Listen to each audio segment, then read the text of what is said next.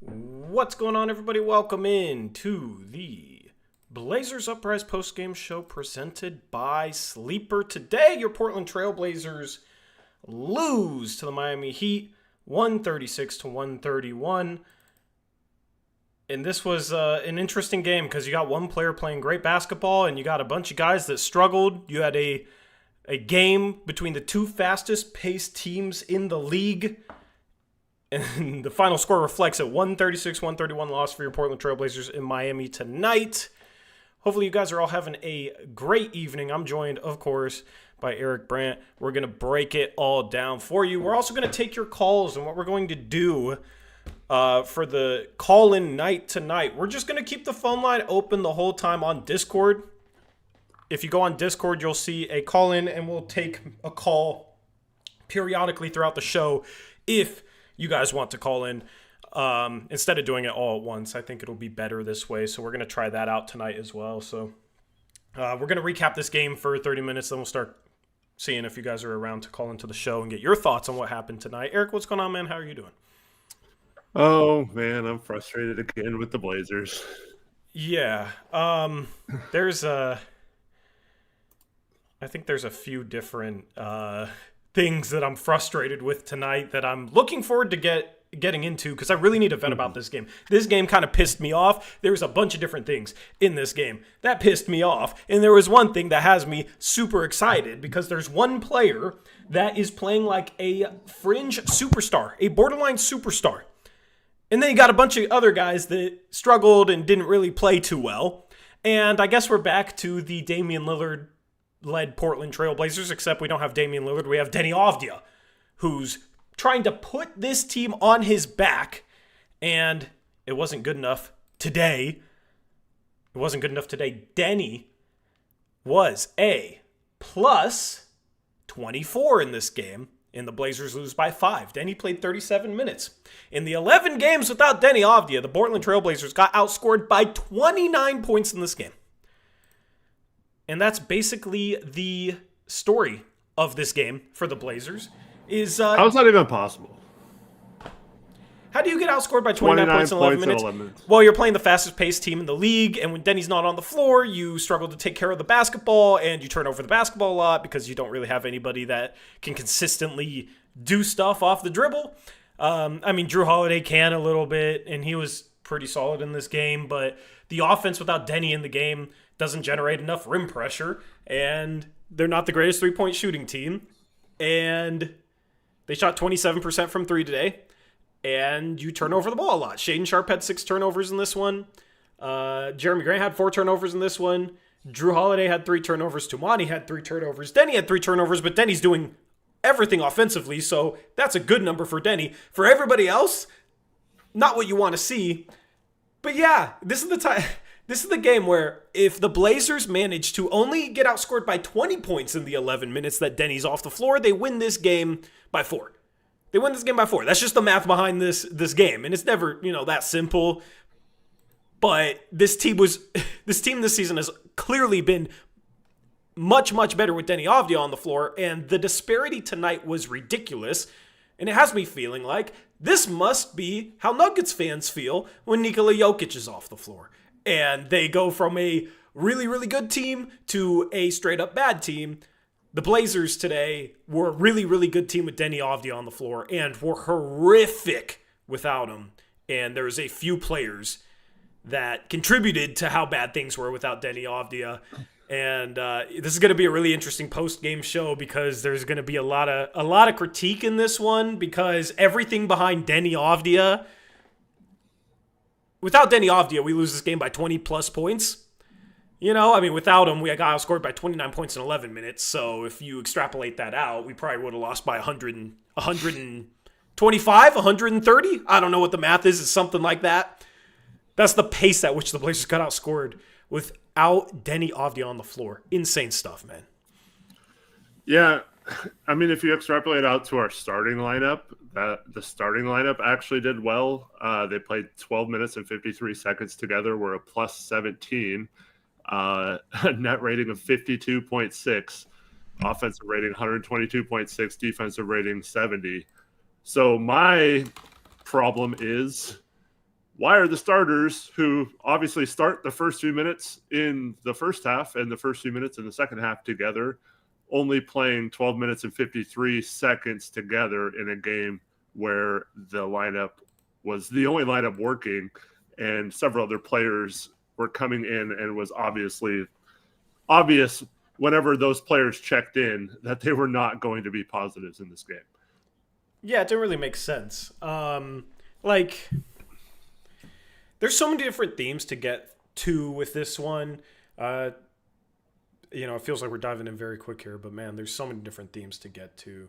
Shout out to you guys for tuning into the post-game show. I'm trying to think about where we want to start here.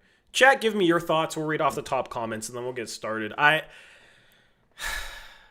We can lead with Deni. There's no point of doing a player of the game poll, all right? There's just absolutely 0 point. There was one player who played well tonight, and there was one player who... Drew played kind of well. Shane Sharp had some good offensive moments, but the 6 turnovers in the defense at the end of the game was horrible from him. It's just...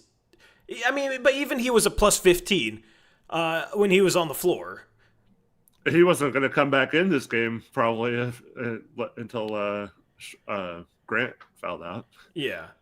We have to have the conversation about how we can get Shaden Sharp healthy and playing 30-plus minutes a game and hopefully playing better, because he was 9 for 19 tonight. He shot 47% from the field. I like that. I like that he had some really nice drives to the rim, really good finishes. But the 1 for 8 from 3, the dude can't shoot. He'll still shoot transition pull-up threes. You got Tamani Kamara, who was brutal from 3 today. He had a stretch where he shot, it felt like 5 threes in 3 minutes, and I think he missed them all. And it was just like, dude, what the hell are we doing with our 3-point shot selection? Here are the team stats. The Blazers on the night. Oops, let me bring Eric up here. The Blazers on the night get up 109 field goal attempts, 13 more than the Miami Heat, but they get the outshot at the free throw line. I'm going to rant about the refs as well in this one too. Don't want to start. Like, it's just really pissing me off, and I need to vent about it. This is my therapy session. Hopefully it's your guys' therapy session if you're frustrated about the refs as well. But 14 for 51, 27% from 3. 27% from 3. We need to have the conversation about the zone defense that the Blazers struggled to attack. And that conversation will tie back to the lack of shooting or just pure shooters on this roster, especially when you watch Simone Fontecchio, who didn't even do much in this game. He was 2 for 4 from 3, but that dude has been an absolute sniper this year. The Blazers need more snipers, and instead, they have Sidi Sissoko in a two-way spot, playing 17 minutes off the bench to go 1 for 4 with 2 boards, no assists, 0 for 1 from 3. Defenses don't have to guard him behind the 3-point line. With the lack of shooting on this roster, I think it's kind of ridiculous not to have just a 3-point specialist on a two-way spot where if a team goes zone, you have somebody you can sub in and stretch out the zone, because you need to be able to shoot against the zone defense, because that makes the zone defense stretch and it creates gaps in the zone. When the zone can pack in, especially when you have a legitimate 7-footer like Khalil Ware at the rim, a lack of shooting on the roster can be a problem. So those are some of the themes we're going to get into tonight on the post-game show.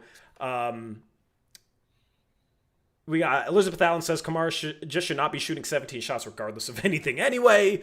We're going to dive in on his offensive game because he was brutal today. On both sides of the floor, actually, he was brutal today. Chris Murray today, brutal on both sides of the floor. Yeah, this is not going to be the most positive post-game show. I just want to start this with this, Eric, and then I'll let you kind of give your synopsis on this game. This is the type of game the Blazers need to win. This is the type of game that may haunt the Blazers at the end of the year when they're in a play-in or playoff race. They came in as 3.5-point favorites. The Heat are missing their best 2 players in Bam Adebayo and Tyler Hero. They're still a well-coached team. Shout out to Eric Spoelstra. But the Blazers actually got off to a hot start for once. They have been getting off to slow starts. They were the 27th ranked net rating team in the first quarter and the best net rating team in the second quarter. That flipped tonight. They start off up 15-3. You're telling me you're going against a Miami Heat team that, even when healthy, people think is probably a play-in team in the East, maybe at best a 6 seed. They're missing their best 2 players. You're favored. And you get off to a 15-3 run to start the game. That's the type of game that you just have to figure out how to win. And when your best player's on the floor, you outscore them by 24 points in 37 minutes. There's no way the Blazers should lose that game. So this is a pretty bad loss. It's not as bad as the Lakers loss, but this is still a pretty bad loss, man.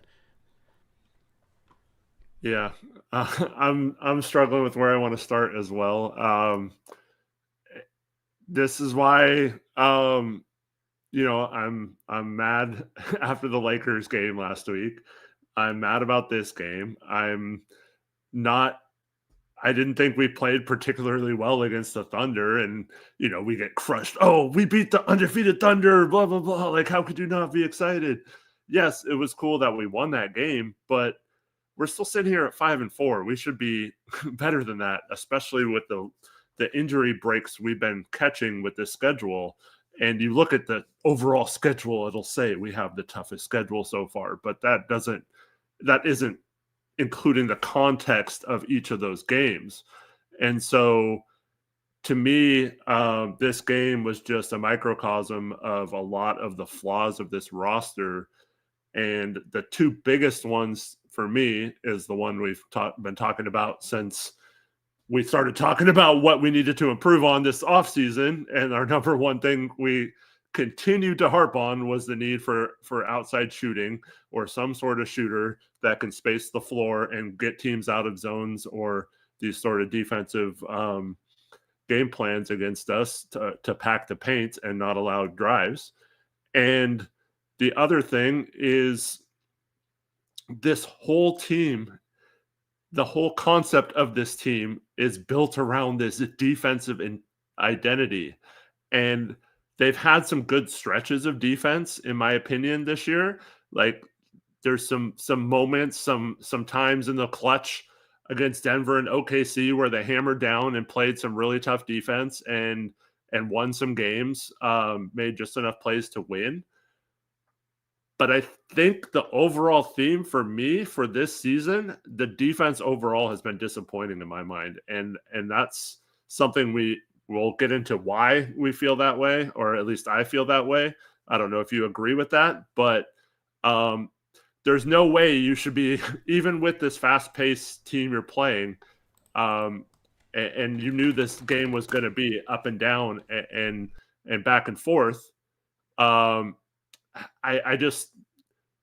find it hard to believe that we're having this much trouble stopping guys like Jovic and Jaime Jaquez and stuff like that. Like, it's kind of confusing to me how we can look so bad on defense for long stretches of games, and especially when we're playing personnel that's supposed to be defensive personnel. So, like, if you're not getting the shooting on one side, why aren't we at least saying, well, at least we're not letting the other team score a bunch of points on the other end, right? But that doesn't seem to be the case this year. It seems like we're going through these stretches where we can't shoot, and the other team once again shoots over 50% from the field, and we're doing nothing to really take away what they want to do or how they want to play or kind of change the flow of the game. And you've mentioned this several times. It's hard to argue with the fact that our defense is more gimmicky than good at this point. If you're not forcing turnovers, like we didn't in the first half, really, like how are you gonna score? It's affecting our offense. Miami was able to set up their defense in that second quarter.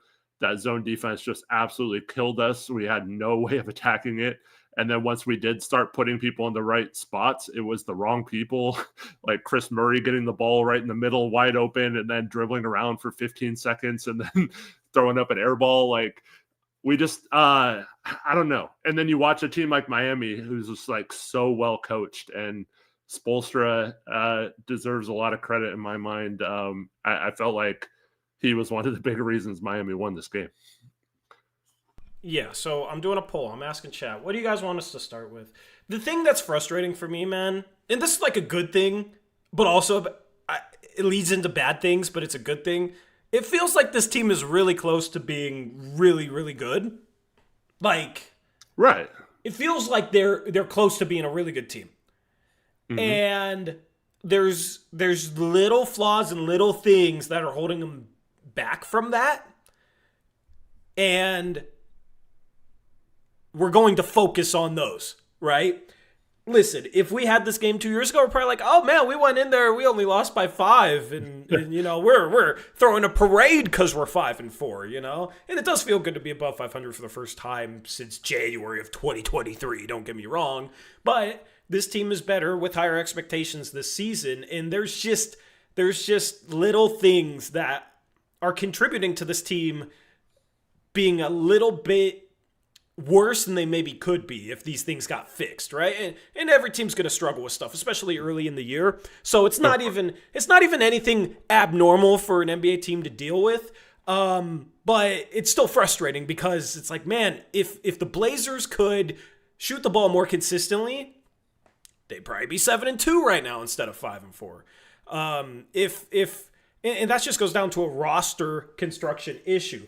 If Shane Sharp was playing more consistent, they might be 7-2 right now, right? If Toumani Camara was playing better defense, playing defense like he did last year, we might be 7-2 right now. So there's just these little things that I feel like are fair to expect more out of this team. It's fair to expect even more out of this team. Some people will be very happy that we're 5-4, and that's all they'll care about. And listen, that's fine. You're entitled to feel the way that you feel. But man, there is a lot of stuff to improve, and they are 5-4. I would be happy if they were 6-3. This is the game they should have won. They should have won this game, or they should have won the Lakers game, right? Yeah. 2 of their past 3 games, they lost, and then they barely eked out a win against a shorthanded OKC team. That was still a great win. Don't get me wrong. The Blazers were underdogs still going into that game, so that is a good win. But, man, it's like they're really close to maybe being very good, but also you look at beating Denver by 2 and beating OKC by 2. It's, we also could be close to being pretty bad. So I still don't really know what to think about this team yet. 9 games into the season, I think I said before the season, like 10 games into the season, we'll know what this team is, if they're good or not. I take that back. I was wrong because games like this, I feel like good teams find a way to win after getting off to a 15-3 start and getting up 12. But also it's the NBA. So I don't know. That's just my overall thoughts and feelings on this team at this moment. But chat wants us to start with Deni. Then we'll go into the players that struggled. Then we'll go into some of the team stuff. Then we'll take your calls. It might be like 45 minutes, 50 minutes into the stream before we take your calls because we got so much to dive into on our own. But Eric, we'll start with the positive. All right? Yeah. Give me your thoughts on Deni Avdija tonight. I mean, Deni was awesome. He, especially when we got, I forget if it was the third or the beginning of the fourth quarter, but there was a point where he was pretty much unguardable and was just taking over the game. And they knew what was coming. Miami knew what was coming, and they still couldn't stop it. And it was just really fun to see him just take this team on his back at that time and just kind of will us to the lead. And I really thought he had an impressive night. And it just this all ties back to the shooting for me, because if we have Deni and his play right now and his caliber a player that he is, the way he's getting his baskets on those drives, pretty much right into the paint, right into the teeth of the defense, finishing strong inside. This is, to me, where the lack of shooting comes even more play, because teams are going to just continue to pack that paint. And we saw Miami kind of adjust. And I know Deni played 37 minutes, but man, it sucks seeing players come out when they're cooking too, like maybe leave them in for a little bit and just let them go on a run. But if we had the shooters that other teams just could not leave wide open, I feel like it would be so much easier for Deni because he would be able to get all these shots he's getting right now, maybe even more so or easier. And he'd probably have much greater assist numbers because it would be really easy for him at his size to just kick out to good shooters. So I feel like we're almost he's playing so well. We're almost winning these games despite all our flaws, and he's kind of masking all of them with how good he's playing. But like ultimately, if we want to be a playoff team, I think we have to address those and get him some sort of help to make it so that other teams can't just flat out stop him and stop us down the stretch like they did tonight. Yeah, well, I mean, the thing is, teams can't flat out stop him at all right now. So it's like you need guys that can also help him. Is really where I'm at. Let's just take a quick long-term view at this, though. Damian Lillard comes back next year. Deni Avdija is playing like this. If Deni Avdija continues playing like this team is just prime for a star trade. Like, Deni Avdija is, I think, with how good he looks right now and how much I believe in him, I think he could be a good number 2 on a contending team. Damian Lillard coming back off injury, right, at 36 years of age, I think he still can be a good number 3, and especially with his shooting, right, and the way he can run pick and roll.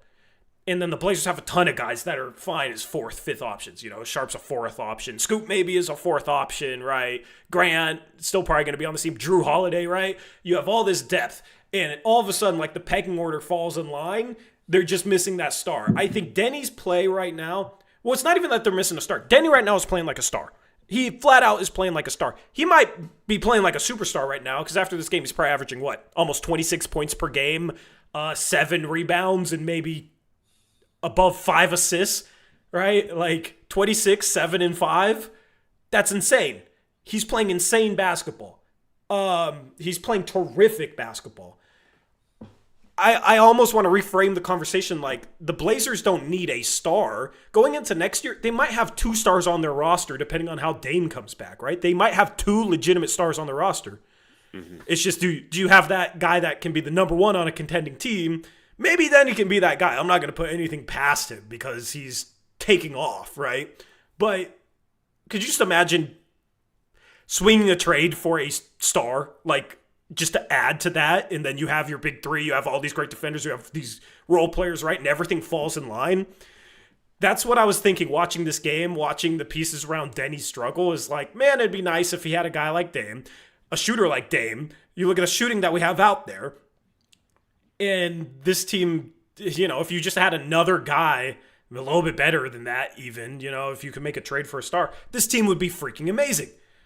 And then you would just want a little bit more shooting around those guys. So, like, games like this with Denny's play, as frustrating as this loss was, gets me encouraged for the future. I know it's, you know, game 9 and we're taking this game by game, but I was thinking about the long term with this team. It's a bad loss, but it's also just, like, shows you where just having a couple more guys at that level, I think, changes this game. Now, you gave up 136 points, but this was a super fast-paced game. The Blazers did not shoot particularly well. And the problem is, like, having Drew do a lot on offense might make him a little worse defensively. Same thing with Kamani. Kamani was trying to do a ton of stuff on defense, you know, or on offense, and we'll talk about his defense in a little bit. But, yeah, that's some of what I was thinking about during this game, so I'm curious to hear your thoughts on that. Before we move on from that conversation, do you have someone in mind?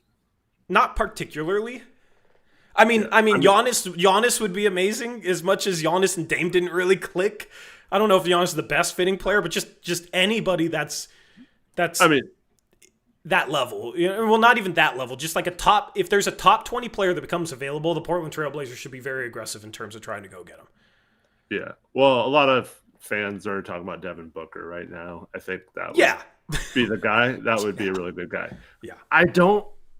Okay.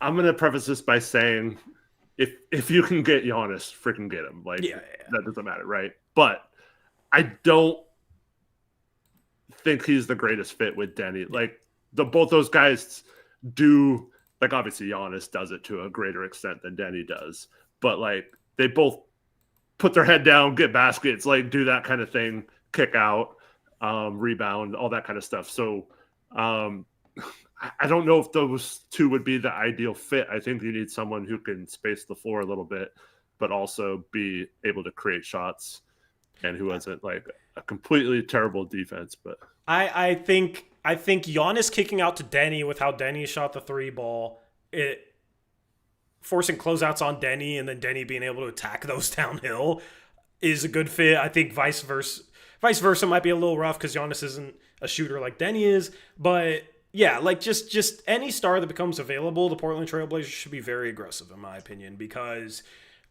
this team is primed for that. And a game like this just makes it obvious. Now, we're going to get into some of the things that need to improve from this game.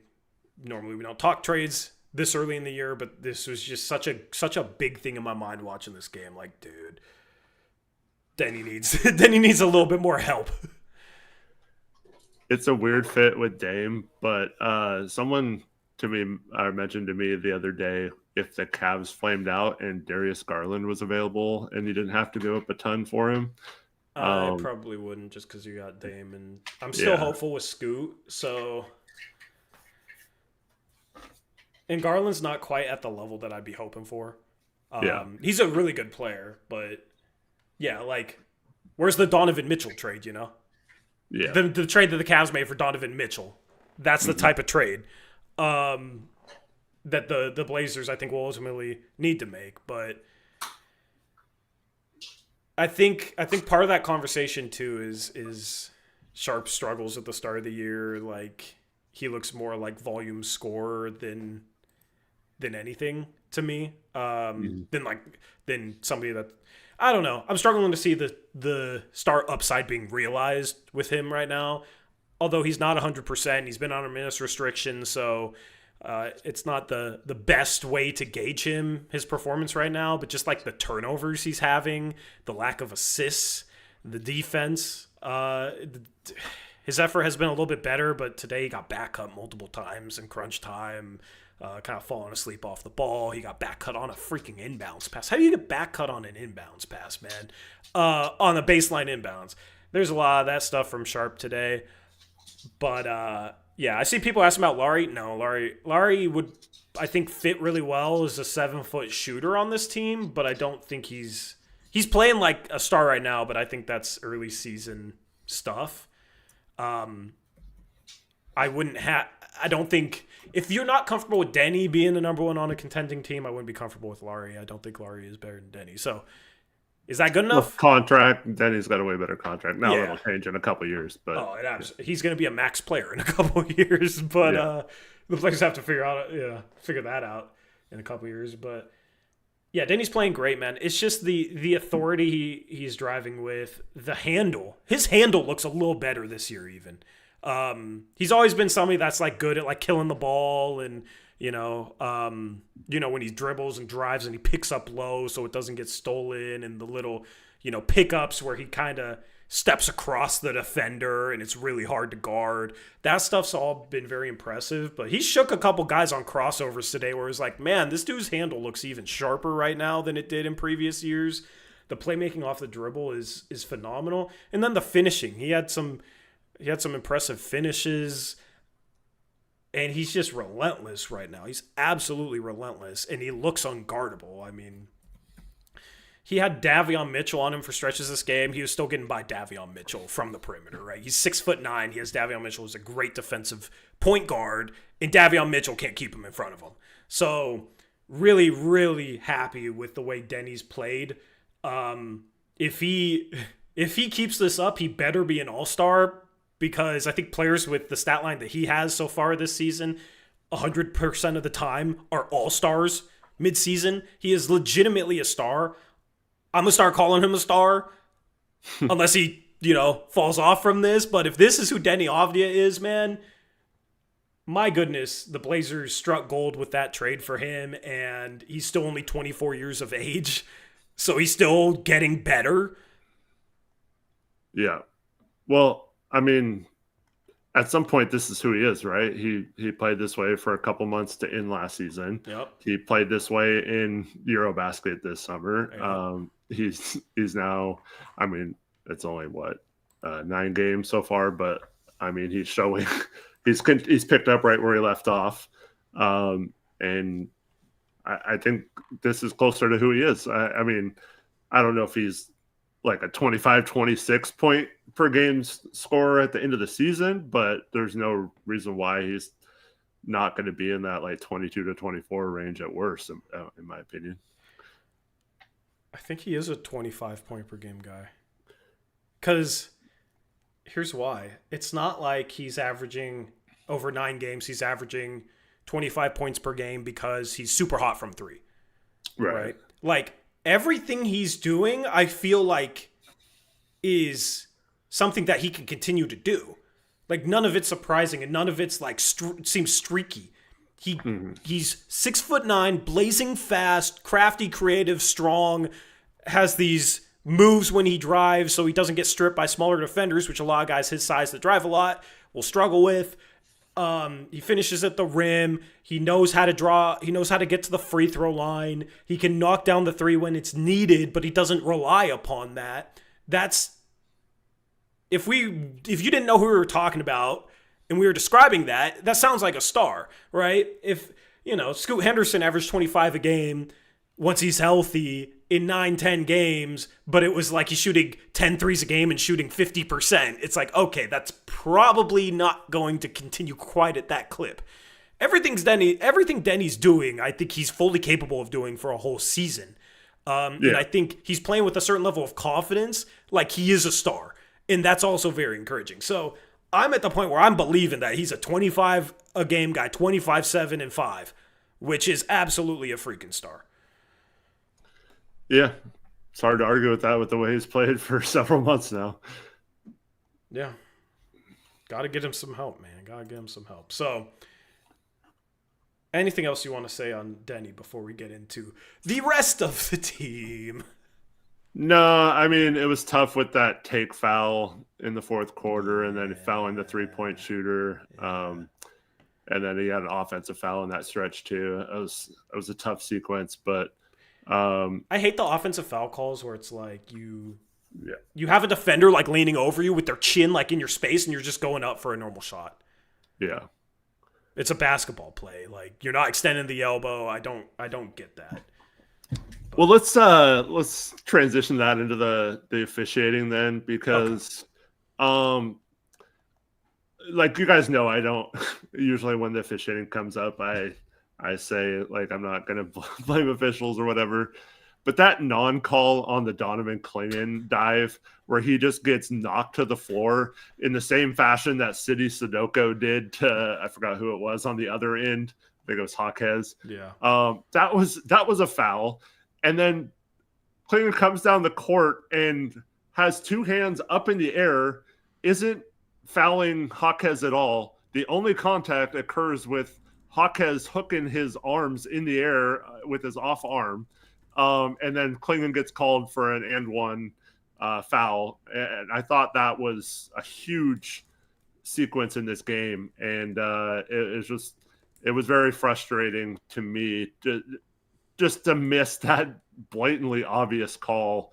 Like, how did Clingan get knocked to the ground when he had like a full head of steam heading towards the hoop?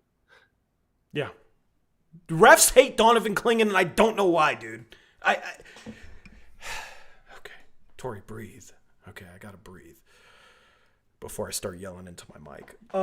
That stretch was ridiculous, and that stretch shows everything that's wrong with the way this league is refereed because it's completely inconsistent. They will call the most ticky-tack stuff when an offensive player throws his body into a defensive player, and the defensive player is straight up backing away, but he's not legal because he's moving. How the hell are you supposed to play defense without freaking moving your feet?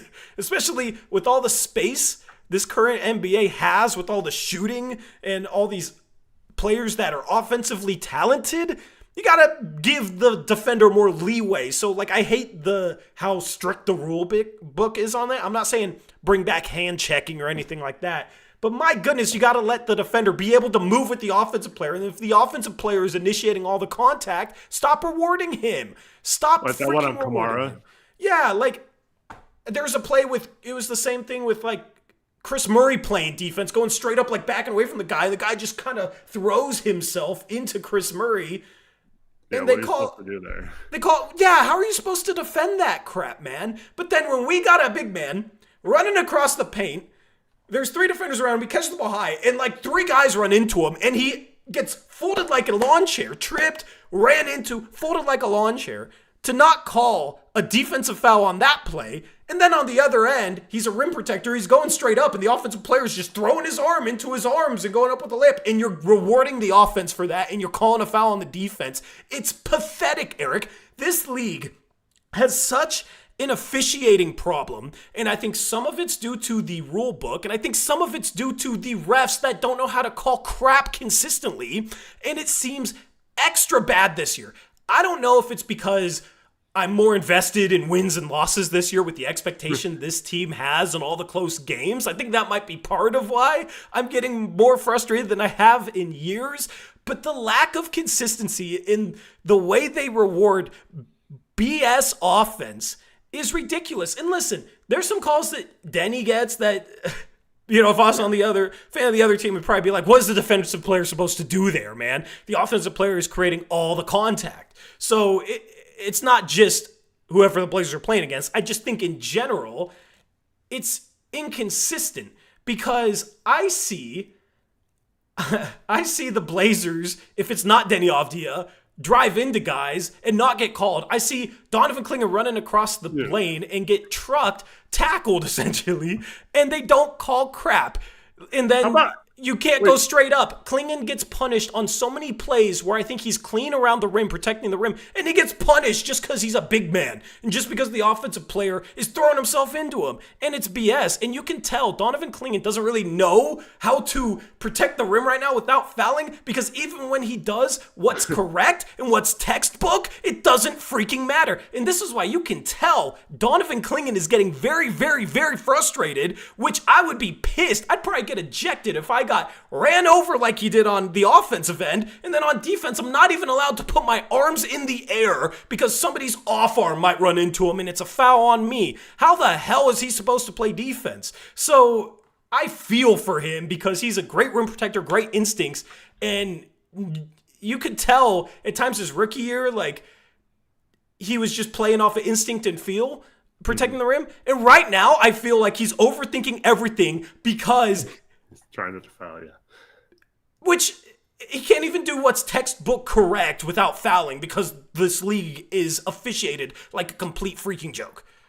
Well, how about every time he hustles and gets an offensive rebound, it has 2 dudes hanging on his arms, and somehow because he's 7'2", it's not a foul, and he just doesn't get – he never gets that call, Tori. Every time he's got 2 guys just hanging on him, fouling the crap out of him, and he can't get a freaking call on that, man. It's so ridiculous. Yeah. Clingan, if you want to complain about the refs without getting fined, all right, clip this stream and tweet it or whatever social media platform you use, because it's not you saying those words. Would you get fined for that? I don't know. We will do the complaining for you.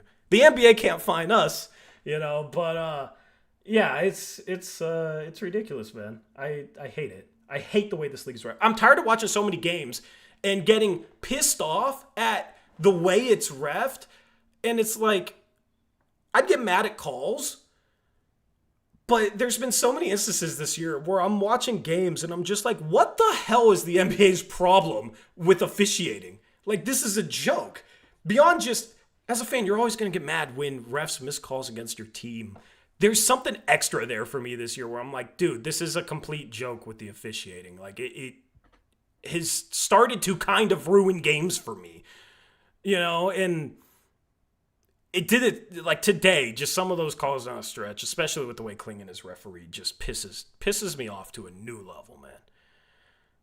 Yeah, and to be fair, that was a terrible call. Miami's lucky they had a challenge left because that was a terrible call on Donovan Mitchell for the 3-point shot on Deni, and they rightfully overturned that. But like that play, even with how inconsistent they are with officiating, it's like he had his hand on him a little bit, which I don't think is a foul.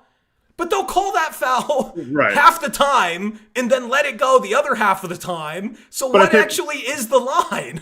I think we all agree that should not be a foul on either side, right? Like they should just let that go. Like if they pull the arm back, it's one thing if he goes into a shooting motion and the hand's still there. But if he pulls back before he starts shooting, that's not a foul, in my opinion. But that's the problem, is they will literally call that all game in the flow. Or, call it 50% of the time, 75% of the time when in the flow of the game. But when it gets reviewed, it's like, oh, that's not actually a foul. Mm-hmm. I don't know. This also ties into my guy, Thiago, dude. Can we just not challenge a call until the fourth quarter? Can we just not? He absolutely sucks at challenging calls. Has he won a challenge yet? It doesn't feel like he has. He won one, either a game ago or 2 Oh games yeah, ago. he won one, but then he lost the next one because you get a second one. But dude, every time it's because the Jeremy one was on an and one, so even if you win that, they still made the basket. You're giving up 1 point. There's no reason to, unless you think it was an offensive foul. I think he thought it was an offensive foul. You have to be 100% sure, man. And I know it was an important play because Jeremy was in foul trouble. But I was like, dude, you're not going to win this challenge. Why are you even challenging this one? And I don't mind, because Chauncey was actually using it early. If there was a clear-cut out-of-bounds situation where it was 100% going to be our ball, we still have a challenge left for later. But these questionable challenges, when it's not a crunch time thing, it's just because then he could have probably challenged a Klingon and won, and it might have been reversed to a Hawkes offensive foul. Having those saved for those moments and I think he's doing a big disservice to himself by wasting them on kind of a meaningless play in the third quarter or whatever. I think he needs to, whoever's in charge of the reviews needs to have needs to be much stronger in what he's seeing before he tells Thiago to review that call. Because I feel like that's really hurting us in some of these close games to not have that challenge at the end. Yeah, absolutely agree. I wanted to touch upon that too, because he's challenging way too early on stuff that is not clear either way. And judgment calls are tough to win challenges on. Block charge calls especially are tough to win challenges on because they aren't really called with consistency and the rule isn't really clear cut. It's not oh, he hit him on the arm or he didn't hit him on the arm. And that's very clear. Either he hit his arm or not. It's such a judgment call that oftentimes with block charge calls, refs will just go with what they called on the floor because it's not conclusive, because it's so ambiguous. So I don't like challenging those calls unless it's late in a close game and it's a 3-point play that maybe you can try and overturn to an offensive foul in a close game. Then, all right, go ahead. I'd rather wait for stuff that's more clear cut. Yeah. That's more clearly bad, out of bounds, or, the Klingon play I thought was obviously not a defensive foul, although with this league, who knows? So, yeah, I fully agree with that. Well, so the Kamara charge or the Chris Murray one, if that's 3 minutes left in the fourth quarter or something, I forget how much time was left when Kamara got called for his, but that's a time okay, this might go either way, but this is a crucial moment in the game. Let's take it. If that happens in the second quarter, you don't challenge it, because if it's a 50-50 call, you don't want to lose your challenge over a 50-50 call. I feel like it's being used poorly. Yep, fully agree. All right, so let's get into the players who struggled. Then we'll get into team things, and then we'll take calls. All right, then we'll take calls. If you've been waiting in the Discord, I'm not paying attention to the Discord yet because we're going to get through all these conversational topics. Then we'll take some calls if you're there. This is like the worst. Let people come in. Like if you want to talk, at least come in and at least come in and hang out. But this is probably the worst game to do a call-in night for because I feel like there's so much to talk about from this game. Yeah. Okay, let's start going through players here. All right, Eric, pick a player. Shane Sharp. All right, go ahead. I was really excited to see Shaden Sharp get going from 2 tonight. I thought that was really nice to see. I thought he had some really good, impressive drives, was finishing well. Got out on the break and got some easy lay-ins a couple times too. He had that one where it was kind of a loose ball and he picked it up and dunked it from like a weird angle and got the and one. And I'm like, oh my God, is Sharp back? Like, keep attacking, keep attacking. Comes down, shoots like a 30-foot 3-point shot with 20 seconds on the shot clock, back rim, the next possession, right? And I was like, dude, no, come on. Like, you're having success going inside and getting to the rim right now. I don't think Ware was in the game much after in the clutch or whatever. It's like, dude, attack. The paint is wide open for you. They're focused on Deni right now too. Like, you can get your buckets. Like, you do not have to start settling for 3-point shots. Sure, if you're open, shoot it. But like, I just, it feels like every time he starts to get going, he takes a really bad 3-point shot this year. And I wish he would just keep that attacking mindset. Like, these 2-pointers are working. I'm going to keep attacking the rim until someone stops it. And it's almost like he's stopping himself from exceeding right now instead of the other team. And that's really frustrating to watch because I felt like he could have just exploded and had his best game of the season tonight if he just would have kept putting his head down and getting the rim like Deni does. Yeah, fully agree. The 3-point shot selection from him has been terrible this year. It's been terrible. We looked at it a couple of games ago, but per 36 is shooting 10 threes a game, and he's shooting like 27%. Yeah, I get it. Wide open 3, half-court kickout pass, sure, shoot those. Yeah. On the run, in the middle of the floor, pulling up from multiple feet behind the 3-point line on a fast break. What are we doing? Like, as a coaching staff, how are you going to allow a sub 30% 3-point shooter right now shoot those shots? Like, he almost needs to have, the coaching staff needs to have the Jeremy Grant conversation with him.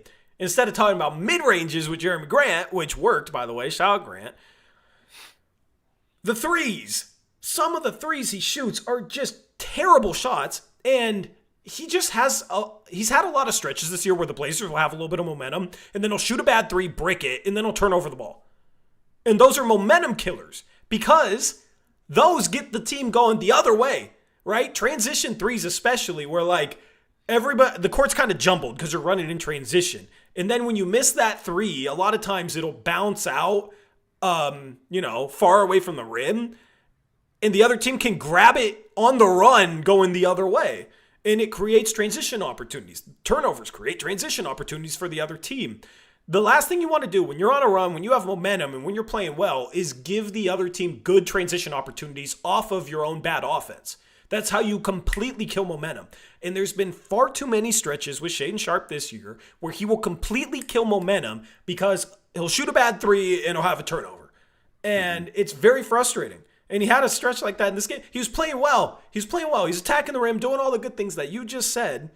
And then shoots a bad 3, turns over the ball, momentum gone. And it's very frustrating because it's decision-making stuff, man. Decision-making stuff. His decision-making is so bad this year, it has me spooked on him as a player overall. Just the continuous shooting declined and the decision-making is a really bad sign. Is a really bad sign right now. Because I guess if he's not fully healthy, he's not going to shoot as well. But, I mean, A, he's always struggling with injuries, and B, he's steadily declined his whole entire career. So this is just the trajectory that he's been on anyways. And also, if you're struggling to shoot that well, don't shoot so many freaking threes then. Speaking of trajectory, his trajectory on his shot is not great either. I feel like it's a little too line drivey. So I feel like he needs a little bit more arch on it. And I feel like he's missing back rim or having him rim in and out because he's not putting a lot of air under it. Yeah, I mean, I don't know. That right out of the halftime break, we ran a pick and roll, and he came off the pick and roll and shot a three off the dribble. I mean, it was open. I don't love that shot, but I can see I'm okay with it, even though I don't love it. But the other ones where he's not even open and he's shooting those deep threes, you're not a shooter. Like until you prove that you're a shooter, you're not going to get the benefit of the doubt to shoot those, in my opinion, and you shouldn't have the benefit of the doubt. And so I don't know. I don't know if I'm spooked because I do feel like it is possible to fix him still and to coach this out of him. And I do like that. I mean, I don't like getting the technical foul, but I do like that he got angry and then came down and was super aggressive the next possession.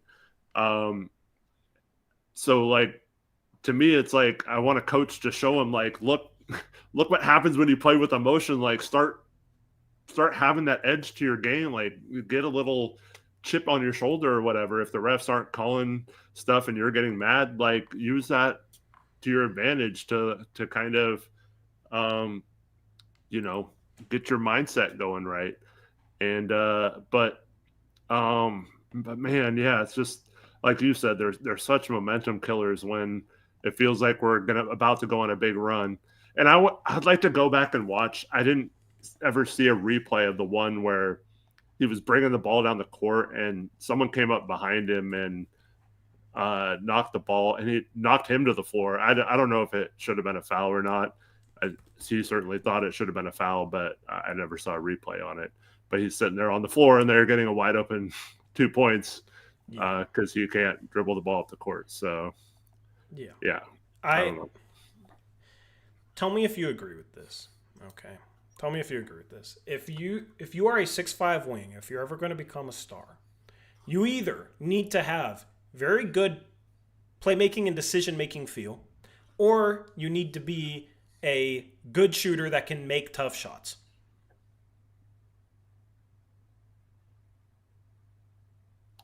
Yeah, I mean, obviously, offensively, you need one of those two, in my opinion.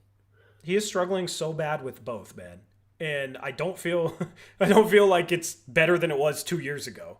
And that's what has me worried. That's truly what has me worried right now. Yeah, but I would say that, I mean, a couple times he did show that burst to the rim today and got to the rim, finished tough in traffic. Yeah, that's great. Used his athleticism. I'm just saying, like, that doesn't equal star. Like, you can't be a yeah. But I mean, if Deni's our star, I don't know if we necessarily need Sharp to be a star. I mean, obviously that would help if him or Scoot or both end up progressing to that. But I just think we need him to be the best version of what we need him to be. And I don't think shooting bad shots is it. So yeah, the decision making definitely has to improve if he's going to be that, or at least a starter long term, let alone a star. Yeah. My question is, if he doesn't have either, he's good when he drives to the rim, when he doesn't fall over, or when he doesn't turn over the ball, right? So like the driving is already a little bit of a mixed bag, I think. But if he's not really good shooting and doesn't have very good decision making feel, we know his defensive struggles. Like, even if he's having 18 to 20 point per game seasons, if he's not shooting the three well, like how efficient are those seasons? And then with like the turnovers versus the playmaking for others versus the defense, is he actually contributing to the team being good, even if he's scoring 18 to 20 point per game? I mean, he did have the second best plus minus on the team tonight, despite the 6 turnovers and the bad 3-point shooting. Like, I don't know. I mean, I don't want to use the young excuse, so I'm not going to go there. But I do feel like at times you do see someone who could be useful. Like his rookie year, he was useful as basically a spot up shooter and nothing more than that. So I do think he could contribute to a team, yes, even if he doesn't 100% figure anything out. Well, you said it last stream. He's a worse catch and shoot 3-point shooter than he was his rookie year. Yeah. So but that's what I'm saying. Like, and this is always going to be the problem until he proves otherwise. Is we see potential with him based on a 10-game stretch at the end of his rookie season where he dominates, or his shooting percentage until he hurts his finger his rookie year, and all that kind of stuff. So it's the frustrating part for me is you see potential of a useful player. He just hasn't been able to figure it out yet. And I mean, do you give him any slack? Because he's what, 22? So he still has plenty of time in his career to kind of figure out how to play. Like, it's not something that, and especially now that he's going to be locked up long term for what, 4 more seasons after this one. So like I'm not ready to like give up on him or anything, but like I definitely understand where you're coming from with frustration of him not developing or getting better at anything really. Yeah, the last couple of years. It's too early to give up on him. Absolutely. He's 22, right? So don't take this as me giving up on him. This is me being worried about star upside. And I'll say this, because he's 22, it's too early to give up on him, but also what I always said about Ayton, what I've always said about guys, like if somebody's not really improving in the aspects they need to really improve in from the age of 20 to 22, what makes you think they're going to from 22 to 24, right? Like, guys improve the most early on in their career. They improve the most when they're 20, 21, 22 years old. Now, there are cases where guys, it just clicks one year. So I guess that's the hope with Shaedon Sharpe, and hopefully that's this year, man, because, I'm obviously rooting for him. I hate coming on here talking about a loss, and I want him to break out into that star. But I do think it's valid concerns, and I'm not going to sit here and just ignore concerns just because I'm a Blazer fan. I don't want to be a biased fan covering this team. So, yeah, I think those 2 areas are what he really needs to improve upon. The decision-making, shot selection stuff, reading the floor, passing to teammates, and the 3-point shooting. If he could do that, then, yeah, okay, he could be a star. And I think a lot of the hope was like, oh, those things should be improvable. He should be able to improve his 3-point shot. Like, his form doesn't look that bad. Its shot's a little flat, but, he shot 36% his rookie year, so he should be able to be a good 3-point shooter, or a solid enough 3-point shooter, right? And that's how I felt going into this season, right? And then in preseason, he shoots the 3-ball well. His shot looks a little different. Looks like he was getting a little bit more arc. I don't know where that went, because I think his shot's flat again.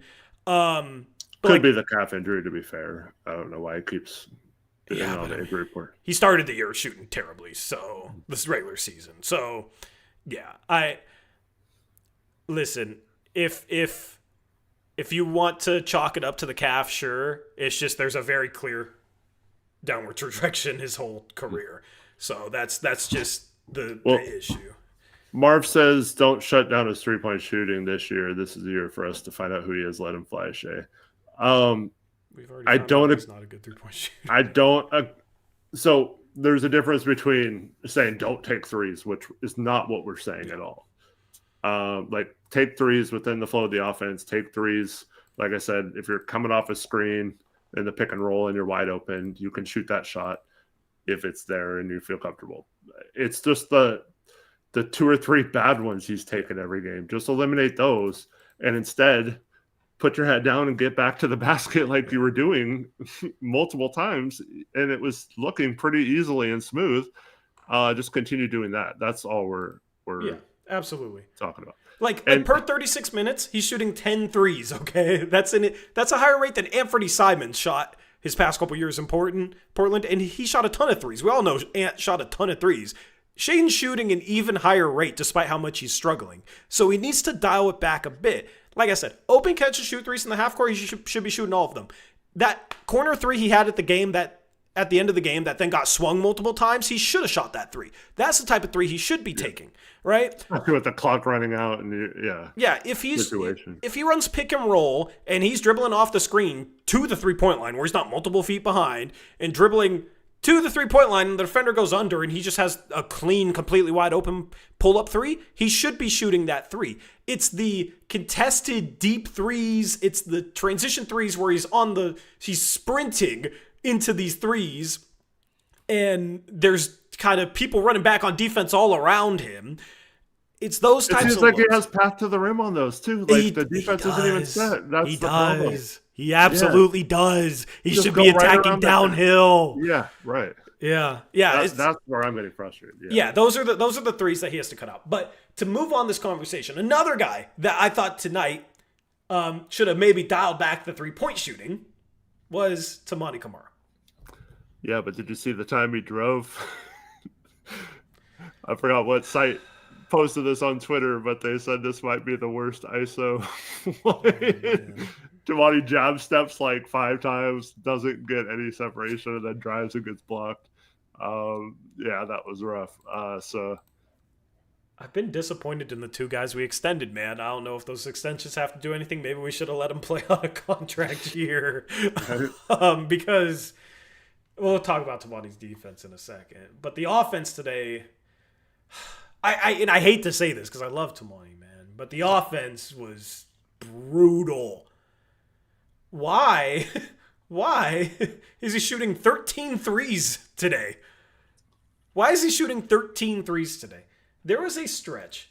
Do you remember the stretch where he shot 5 in 3 minutes? Was that in the second quarter or third quarter? I want to go back to the play-by-play. It was in the first half. So it must have been the second quarter. It was either late first, early second.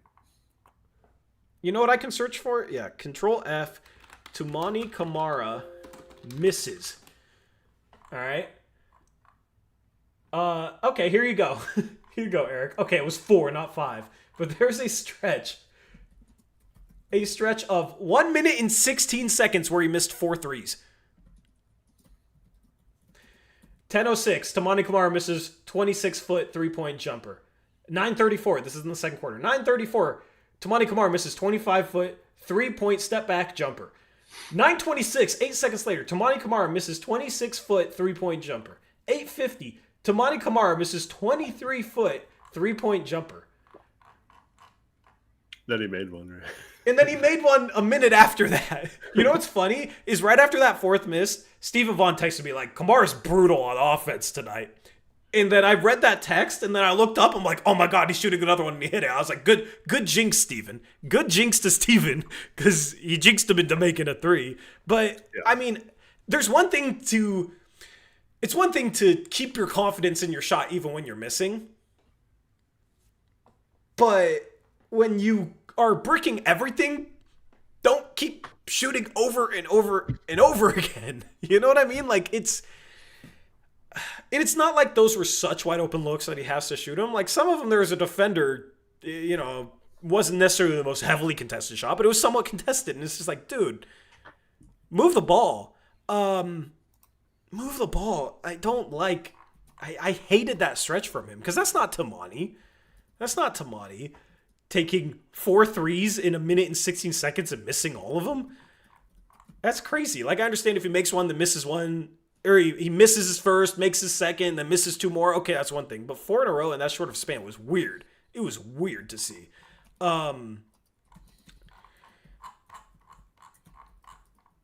He missed another 3 later on that quarter, so he was 1 for 6 from 3 in the second quarter. And this was a quarter the offense was actually playing decent. We had 35 points. Here's the thing with Toumani, though. All those threes, and I think this leads into Sharp a little bit too. If you base it on what Tiago has said about his coaching philosophy when he was in Paris or whatever, it almost seems like this is what he wants them to do, is just chuck 3 after 3 after 3 if with you're guys open. that aren't particularly good 3-point shooters. I mean, they don't have shooters, so what are they going to do right now? So they're running an offense without the personnel, I guess. Yeah. But yeah, I do feel like part of it with Tamani is that he's being told, if you're open, shoot it. And he's trying, you can definitely tell he's trying to stay confident. He's trying to shoot them. He's just struggling right now, man. I mean, we got Tamani Kamara and Shaden Sharp going 4 for 21 from 3 in this game. Yeah, that's crazy. That's insane. That's actually insane. That's really bad. Drew was 3 for 10, so not the best shooting night from him. Yeah, the thing is I'm just, the recipe is like, we don't have the best shooting team. We're gonna chuck a bunch of threes, and then if we lose, we can just say we didn't make shots. And then if we have a hot shooting night, we can beat OKC. Well, he did kind of say that again tonight. I heard his interview. Yeah, I mean, they let me look at how he also said that City gave him some good minutes tonight. Okay. Do you want to have the City conversation right now? Let's finish the starters first. Or do we kind of finished it? Bro. I'm giving Thiago some time, but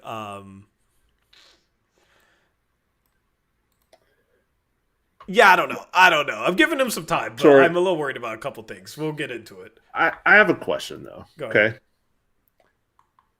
There is an actual NBA player that we have control of. Won a championship last year. If we're going to be playing these guys who can't shoot, like Chris Murray and Sidi Sissoko, Caleb Love, why would we not just waive Javonte Cook and sign Dylan Jones to that two-way spot and play him those minutes? Yeah. That's an actual capable NBA player who could rebound. Yeah. We have a rebounding issue right now, as we had a defensive rebounding issue in this game. He's a good defensive rebounder. He can handle the ball. He can create a little bit. Now, he can't shoot threes very well, but he can get you buckets, and he's a dog out there. Like, he makes hustle plays, and he does all the things that Thiago thinks that CD and Chris Murray do, but he's a better player, and he has championship experience, and yeah. I don't understand why we just wouldn't promote him and play Dylan Jones those minutes right now. I'd feel much more confident in an actual NBA player getting those minutes. I just hate that, like, our two-ways are spent on guys that don't shoot. We already got so many guys on the roster that are questionable shooters. Yeah. Like, at least have two-way guys where if you're injured, all right, we could sub in somebody that can maybe get hot from 3 and at least spaces the floor. But they're so married to that archetype, you know? Mm-hmm. I agree with you, though. I think Dylan Jones is a better player than if they're going to do it, just play him. Dylan Jones was drafted in the first round, and the only reason he's in the G League is because OKC had a roster crunch issue. They liked him enough to draft him in the first round, and they've been a particularly good drafting team. I mean, Brooks Barnhizer, they drafted in the second round this year, and he's looked good enough to play and not screw things up for them as a second-round pick that a lot of people had as being a fringe undrafted player this past year. They have a pretty good track record. They like Dylan Jones enough to draft him in the first round. They just had a roster crunch issue, and they had too many players for too few roster spots, so they moved him to a team that didn't feel the same way about him, that then cut him, and now he's playing for the Rip City Remix, and his first Remix game, he looked phenomenal. I don't remember what his stat line was, but he looked great. So I agree with you. I'd rather have Dylan Jones playing than Sidi Sissoko. But why? Why? I mean, it's not going to solve all our issues. I'm not saying that. But. Why is Sidi Sissoko playing 17 minutes? Why is Thiago saying he gave him really good minutes? Is it because he didn't screw up too badly? I mean, he has plays where he just doesn't look like an NBA player. And he's not. He's a two-way guy. Okay? We shouldn't be having to evaluate a two-way guy like this because he's a two-way guy. I don't really understand him playing 17 minutes. Reith plays 12 minutes, and yeah, they were minus 14 with Reith on the floor. The rebounding was really bad with Reith on the floor, you know what I mean? But it's like the sways with who's getting minutes off the bench is kind of wild right now. And we were having him bring the ball up the court like we need City Sissoko to play point guard. And when we're playing against the zone, City Sissoko is not a good player to have on the floor. He shot a layup off the bottom of the rim. Okay. And he can't shoot. He's not a shooter at all. And they need shooting. And instead, it's like he's getting a bunch of minutes. He had a nice rebound putback for an and one. Okay, good play. I just don't understand him playing 17 minutes. It's like we're finally in the year where, we're competitive. We're above 500 to start the year. We have high expectations. And then we're playing a guy that would be like playing at the end of the year on our tanking teams. Yeah, nothing against Sissoko, but if we're serious about winning, him and our two-way guys cannot be getting 17 minutes in these games. And he should not be playing next to Chris Murray, who also cannot shoot. You're playing with two wings that can't shoot, and then Miami plays zone defense. Here's the thing. I think teams are going to catch on. All right, they're playing City Sissoko and Chris Murray on the bench. Neither one of these guys we have to worry about behind the three-point line. We can go zone and just pack the paint. And what is Portland going to do? You're going to have to try and drive through three people. Portland's execution against the zone also is just bad. They look like a poorly coached team against the zone. That's something that Thiago Splitter and this coaching staff need to figure out, how to properly attack a zone. But yeah, the zone gave them fits. We've seen the Blazers struggle with zone defenses. I think it was OKC, the previous game. They struggled for a stretch there going against that zone defense. So it's due to a lack of shooting. And it's also due to a lack of knowing where to put players on the floor and finding ways to attack the gaps of the zone. But the more you can condense a zone, the less gap there is in between players, right? You want to stretch a zone so that there's seams in between the players defending in their zones that you can attack and get into the paint, right? 2-3 zone. If you can split the two guys up top and make the big come up and then have Donovan Clingan in the dunker spot and then a shooter in the corner on that same side, you bring the big up because you split the top two guys in the center in the middle of the 2-3 has to defend the drive. And then you either have Clingan for a dump-off pass for a dunk, or the bottom outside guy in the 2-3 has to come in on Clingan, and then you have a shooter in the corner because that guy's having to crash in to take away the dump-off pass to Clingan, right? That's how you defeat a zone. You get wide open corner threes or wide open dunks for your big. The problem is the Blazers, if you got Chris Murray and City Sissoko in the game and they're the guys in the corner, guess what? Okay, the big can help on the drive and then they can help down on Clingan and leave City Sissoko and they'll live with that result of him shooting threes, or they'll live with Chris Murray shooting threes. That's the problem with not having enough shooting and then going up against the zone. Yeah, and our personnel in the game allowed them to basically keep four people concerned with whoever had the ball up top and had one person guarding two people on the backside. And there was one play where they ran a good motion to where I forgot who it was, but someone got the ball off on the wing and then someone cut and then relocated to the corner and got an open three. I think it might have been Tamani. That was the one time we actually ran some sort of action to try to demolish the zone, but the rest of the time we're trying to drive against two people, gets walled off, trying to drive, gets walled off, trying to drive, gets walled off, pass to another guy at the top of the key, he tries to drive, gets walled off, and then there's no one else moving. There's two guys standing within 5 feet of each other, so one guy can guard both of them, and then there's no one flashing to the middle. And then we come out after a timeout and we have a couple plays where someone flashes to the middle. The first time it's City Sissoko who loses the ball or something, or I forget what happens, but we didn't score. And then the next time it was Chris Murray and he dribbles around, like I said, for like 15 seconds, it seemed like, and then threw up this horrible shot. Yeah. And so, like, yes, that's the way to beat the zone, is to get that guy in the middle, but you have to have the right person there who can make a play in the middle. And you have to have somebody who can get the ball to the middle. And then you have to have shooters on the outside. And then the classic, the easiest way, this is the most basic, like, high school concept, is to just overload one side. And so the side we had the two guys on that I said were standing next to each other that were 5 feet apart was always the opposite side of where the ball was. If those guys were at least on the side where the ball is, then you can attack that one person with a dribble, and he has to commit to someone or a cut.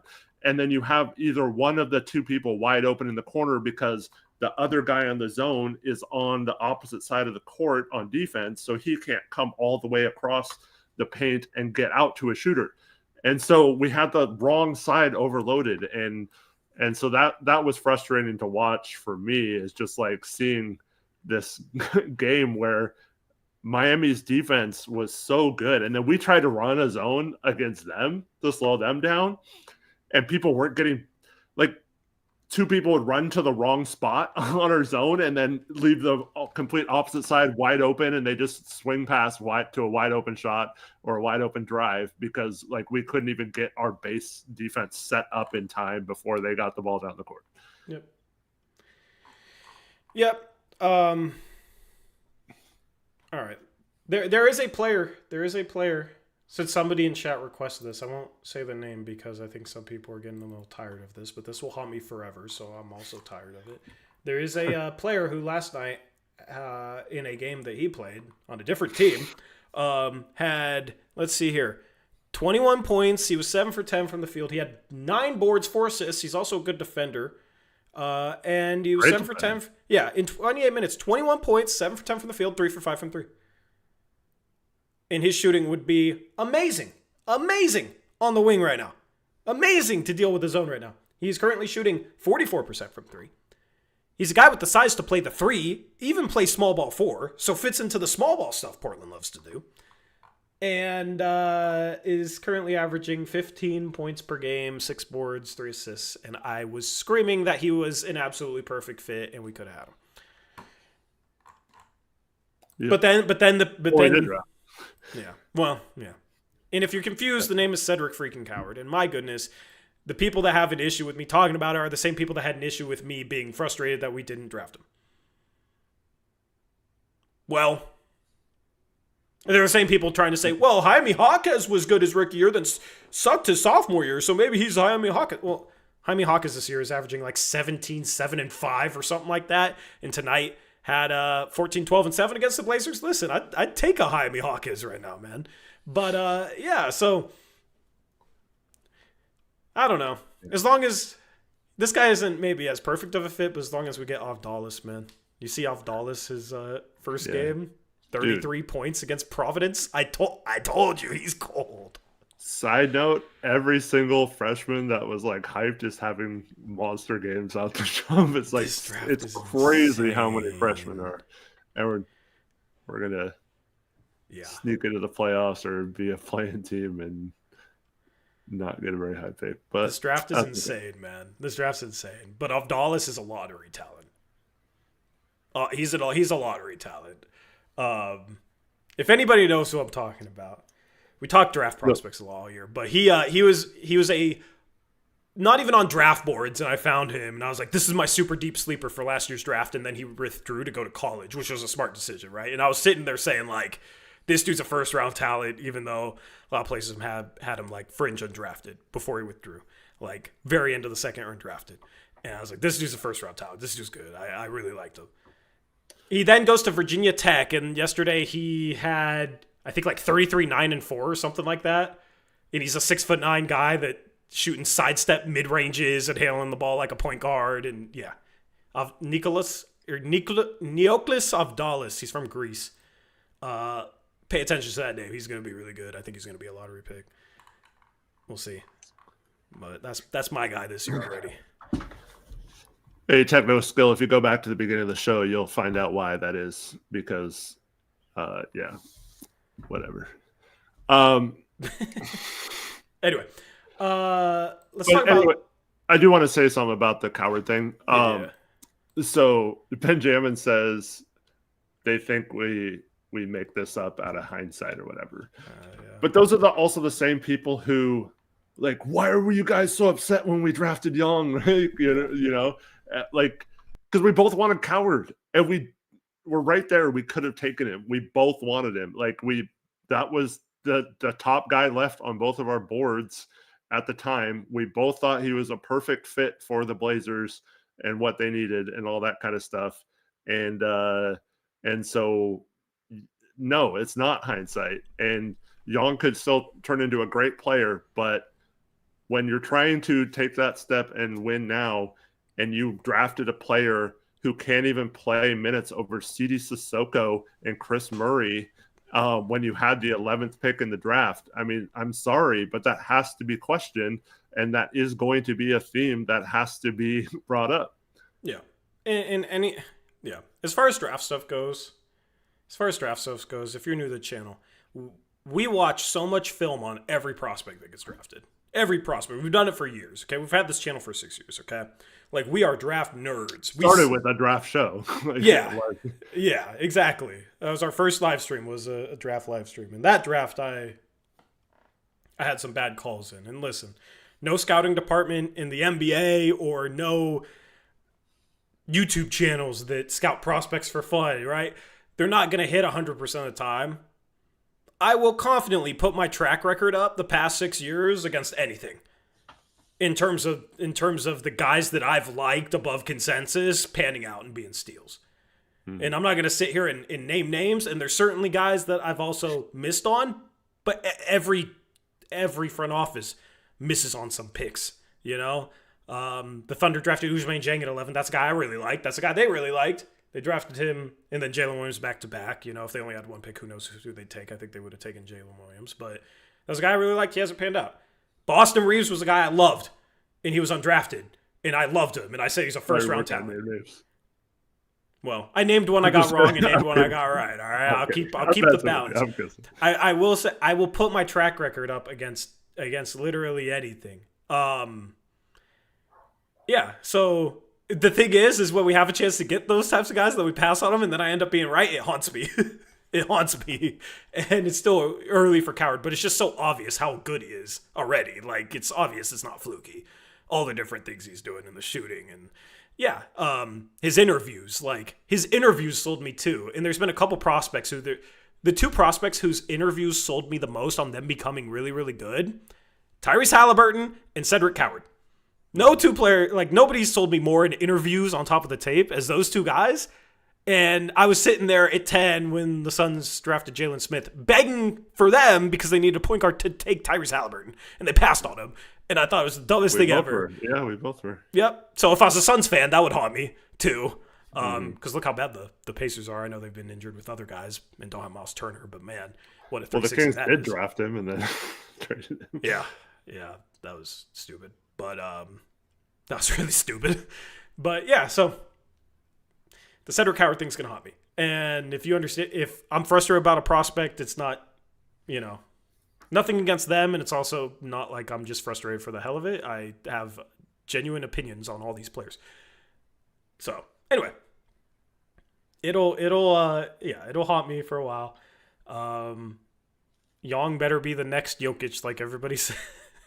But we have to be patient with Young, right? Like, being frustrated we didn't take Coward isn't like, it's not a reflection on him. Young's a project. Nobody should have expected him to contribute his rookie year. There's a lot of people that did, and they called us haters when I said I was pumping the brakes, like, he needs time to develop. The same people that called us haters. Well, he's the fourth string center right now, and he's probably going to be playing a lot of games with the Remix. And this is where we come back to, so Summer League, right? He had some big games.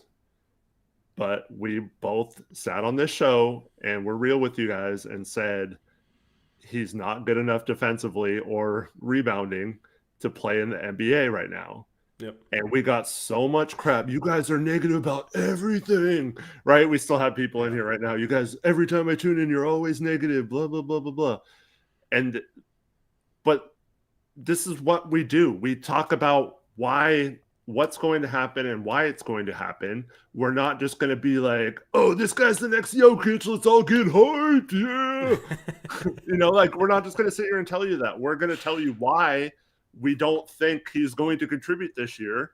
And that is absolutely playing out. He is not playable in an NBA game right now, unfortunately, because of his defense and his rebounding. And I hope like heck, because he's a Blazer. And once you're a Blazer, I will never root against you. I will never root over my agenda for Coward over Young. I hope Young makes us look silly that we ever even wanted Coward someday, and that we're happy to have him. But at this point, Coward would actually could be the difference between making the playoffs this year and being a lottery team. And Young is not even playable over CD Sissoko. So, yep. I'm still hoping for Chris Murray to make me look silly, but he's still shooting 25% from three. Because, I didn't buy a shot coming into the league. Well, I thought it would be better than this. Even I thought it would be better than this, man. He's had some good moments this year. Just to tie this back to recapping the game. Chris Murray's had some good moments this year, but the lack of shooting is just brutal right now. And it's not even his fault. It's just like when the whole team is like that, you can't get that many good minutes out of someone who can't. And then the lineups where he's with other people that can't shoot either, they're just killing us right now. Yep. I think on a legitimate playoff team, I don't think City Sissoko comes close to seeing the floor. I don't think Chris Murray's in the rotation. I don't think hopefully Blake Wesley can get healthy. I don't think Blake Wesley's in the rotation, right? I don't think – and listen, maybe none of these guys are in the rotation if we're fully healthy, I guess. But even Matisse Thybulle has been brutal when he's played in playoffs in Philadelphia, right? Now he's maybe a little better shooter now, but he would get played off the floor because defenses wouldn't respect him. I think he's a better shooter now, though. So, maybe he could play for a good team. A contention team, a playoff team. I don't know.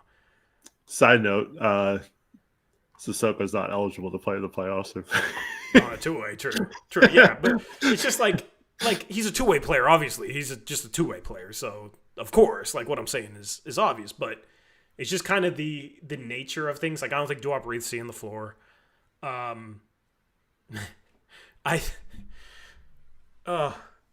is going to be really negative, but I think it's a legitimate question. Is there playoff teams where Shaedon Sharpe would be DNPs in the playoffs for? I don't think he's getting DNPs. I don't think he's been that bad. And I feel like if he was on a better team, it wouldn't be as glaring as it is. But I feel like we had that conversation last year with Anthony Simons. And then he's gone to Boston, who's, 4-6, and was it yesterday he played 2 minutes in the first half? Yeah, well, he got benched because he had a couple of bad turnovers and missed an assignment on defense. But so Shaedon Sharpe. it was one game, but he's still part of the rotation on it. Yeah, but Shaedon Sharpe's doing that all the time. No, I know, but I don't know, because Shaedon, I don't know. I think a team with a different offense would find ways to utilize him off ball in ways that would be fun. But I think with his play this year, if he was playing like this for a number of playoff teams, he wouldn't be in the rotation if it came to playoff time. I think he would need to play at a higher level than this to factor into a legitimate playoff team. Teams with bad bench, he's definitely played for. I just think, I don't know, maybe there's a couple teams out there that kind of like Boston has had some times where they don't want to play Ant at all and they're bringing him off the bench.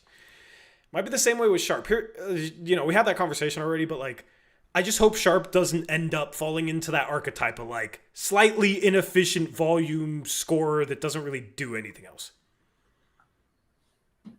Yeah. That's I hope that even if he doesn't become a star, I hope that he's better than that. I hope that he's better than that. I hope that he's above that level. Because right now that's kind of what he's fallen into. Denver would play any of these guys you're talking about. Denver would probably play Sharp 30 minutes a game, and Jokic would make him a monster. It's not a great comparison, but when you were talking about Shaden earlier, the person you were describing made me think a lot of Aaron Gordon. I'm not saying – I mean, it's – Aaron Gordon? I'm confused.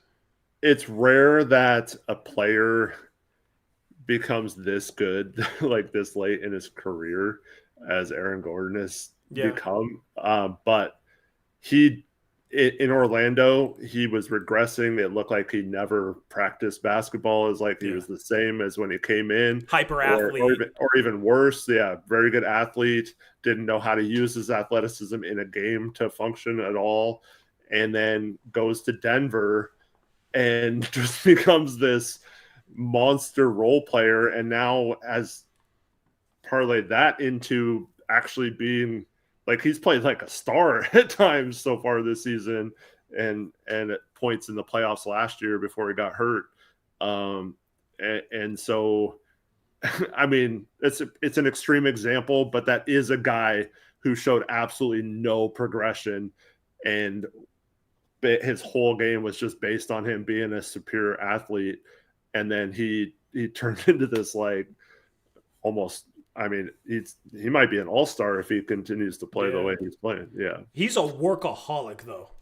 Now he is, but there's no way he worked this hard in Orlando. True. It's impossible for him to not improve at all if he worked this hard in Orlando. True. But like he like locked himself in the gym and like studied shooting in a way that was like rare.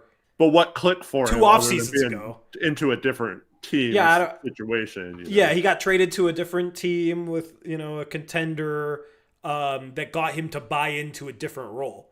That he was a star in that role and developed as such a good shooter, but also like passer, playmaker. Yeah, I mean, there are guys, like I said when I was talking about earlier, there's guys that break out a little later. I just think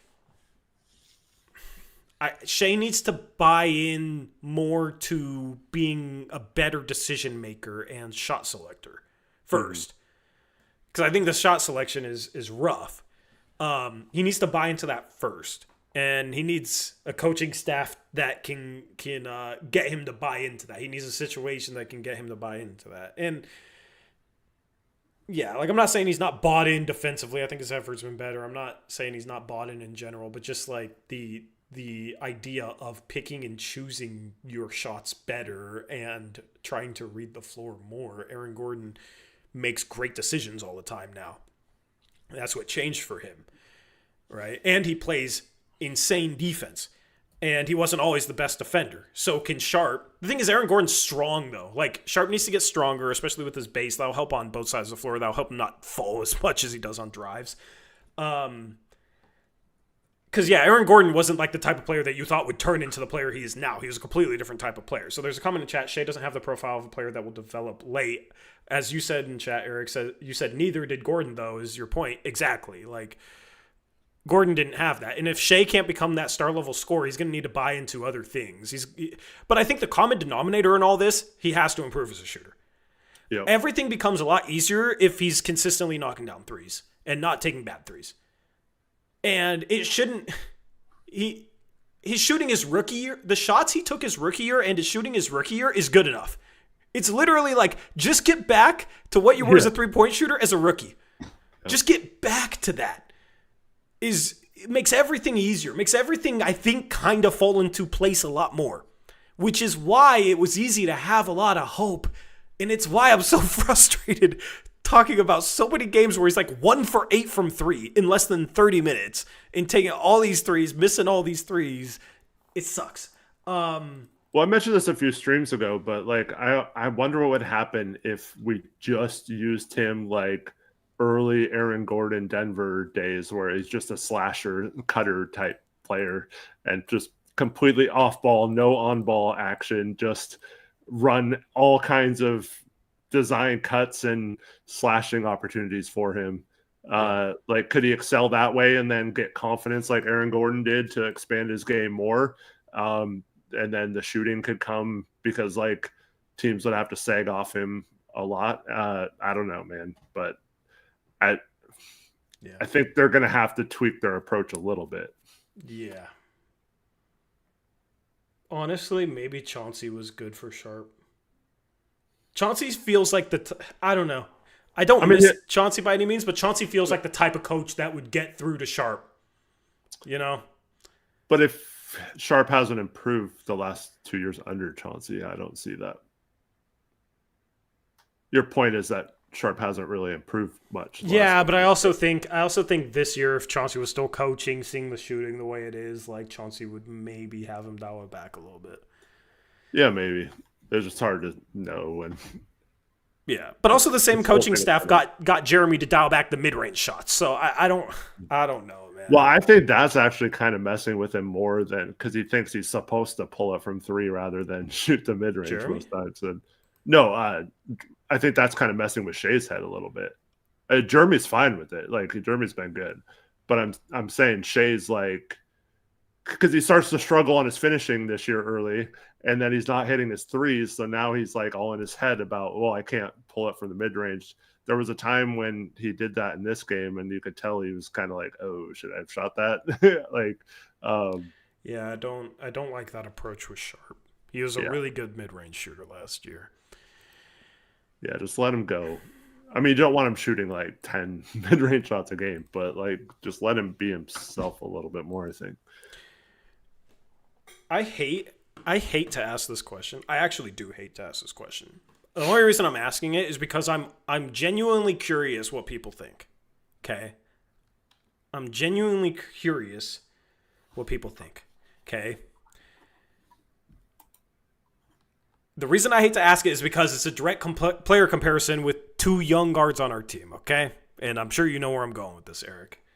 But I want to know if people are higher on Sharp's star upside right now or Scoot's, which I think you asked this question before the season. 90% of people say Sharp. Why I'm curious is because it's always easy because we haven't seen Scoot in a while and Sharp's been struggling. It's easy to go the Scoot way. You know what I mean? So that's where I'm curious where people are at on this question. So yeah, I'm not going to do a chat poll, but you can say who in chat. Pretty much everyone but one has said Scoot so far. Would not have been that way 9 games ago, you know. So well, I mean, yeah. But, who knows how Scoot would have played in these 9 games, and we could have been saying something completely different too. I think you asked me that in the offseason. I don't remember how I answered. But I think I would go Scoot because what did I say about like wings? And I think this applies to guards too. Either need to be a high-level decision maker like as a slasher or a good three-point shooter. Scoot improved year 1 to year 2 as a three-point shooter. Sharp hasn't improved any season. And then Scoot, dribble drive decision making. Yeah, he has some turnovers, but he also reads defenses at a much higher level, which is natural because he's a point guard. I think those traits are good. I feel that's why I've always been patient with Scoot and why I've been high on Scoot, and people give me crap for that. But I think those traits sometimes are just hard to develop. Or not the shooting necessarily. You can always develop shooting, but the decision making and playmaking feel. And I think Scoot's feel, while it does need to be refined a little bit, I think his feel is really good. He's just a little out of control, especially coming into the league, like relying on his speed up until that point. That's why I'm high on Scoot, is just I think the decision-making, the playmaking, as well as the shooting improvement, if he improves year 2 to year 3. And I think this is a valid conversation for when Scoot comes back, I'm sure he'll be on a minutes restriction. But with Sharp struggling like this, I do think maybe a move to the bench might be a good thing. We've seen it work for Jeremy Grant. If Sharp doesn't turn it around by the time Scoot's like ready to play a full minutes allotment, I would start Scoot Henderson. Yeah. Well, we need ball handling too. one of our they need to stagger Drew and Scoot when he comes back, but Yeah. I think they could start both of them. Yeah, I think they might not start Scoot because they'd want to, Scoot has to handle the ball off the bench, but they sub guys out 4 minutes into the game anyway, so you can stagger. They did tonight. They were rolling, and at a timeout they start subbing. The rotations from Thiago are frustrating. I want to touch on that, but not for long. Like the City stuff, we already kind of talked about. The City stuff, playing City next to Chris Murray. The team goes on a run with Deni, and then he gets subbed out, and then they give up a 10-0 run, or I think it was a 12-0 run. It was 80-79, and it was like 91-80, something like that. Which anytime Deni's not seeing the floor, and he played 37 minutes today, so I can't really complain about his minutes. You just got to be better when he's off the floor. That's kind of on the rest of the team. There's no way you should be a minus 29 in 11 minutes without him on the floor. That's absolutely insane. The video tomorrow, by the way, will be a positive one talking about how good Deni Avdija is in using the plus minus. All right. So for those of you that want toxic positivity, there you go. Your video will serve that for you. But yeah, the rotations, Thiago's rotations are baffling. I don't like the combination of bench players. I don't like how many starters sit at certain points. I don't like playing 4 minutes and then subbing somebody out, especially when it's a scorer like Sharp, who had a decent start to this game, had a pretty hot start to this game. I don't like that. It's a little robotic to me. So, yeah. Yep. I agree. I'm trying to give Thiago a little bit of benefit of the doubt, just coming in to the situation he did, and hopefully he learns from it. But wasn't a very positive sign hearing him. Well, not only get the question about City, but talking about how he did well in his minutes, because that makes me feel like he's not actually thinking about, oh man, I wish I didn't have to play this guy that much secretly. It's like. Or it's just giving him a vote of confidence. Yeah, I mean, that could be it too. Yeah. Hopefully that's the case. But I don't even know why we're playing our two-way guys right now. I mean, I know we have injuries, but... This is where when Scoot comes back, it fixes this, Yeah, but, we have a guy like Repair who's not doing anything. He's not good. But, I don't know. I know there's not a lot of trades early on in the season, but, obviously your roster... Your end of your roster is not good right now. Maybe they should move on from someone and sign someone else. I don't even want to say it's not good, because the end of your roster isn't necessarily supposed to be good. Is that you have too many of the same type of player. Just get somebody that's not particularly good but can shoot the three ball. Get AJ Green was an undrafted player. Now he's got a contract extension and is a mainstay in the Bucks rotation. But coming into the league, it was like, he can do one thing. He can shoot. Same thing with Sam Hauser. Same thing with Duncan Robinson. Right? Yeah. Just find somebody of that archetype, because there's plenty of guys that can shoot the ball. Just go find somebody. You can find that guy undrafted, put him on a two-way, and we've seen them pan out in multiple different places. Right? But think about it.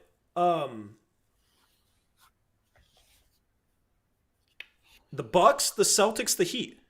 Well, the Bucks aren't a particularly well-ran franchise, but the Heat always find guys on those two ways.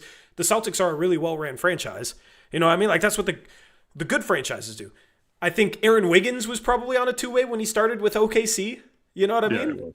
And he was a late second-round pick. And look what he's become. Isaiah Joe. Anybody could have had Isaiah Joe. And he was just a three-point specialist. When he got cut before OKC signed him, I was like, pick him up off waivers. Who? Please. Aaron Wiggins?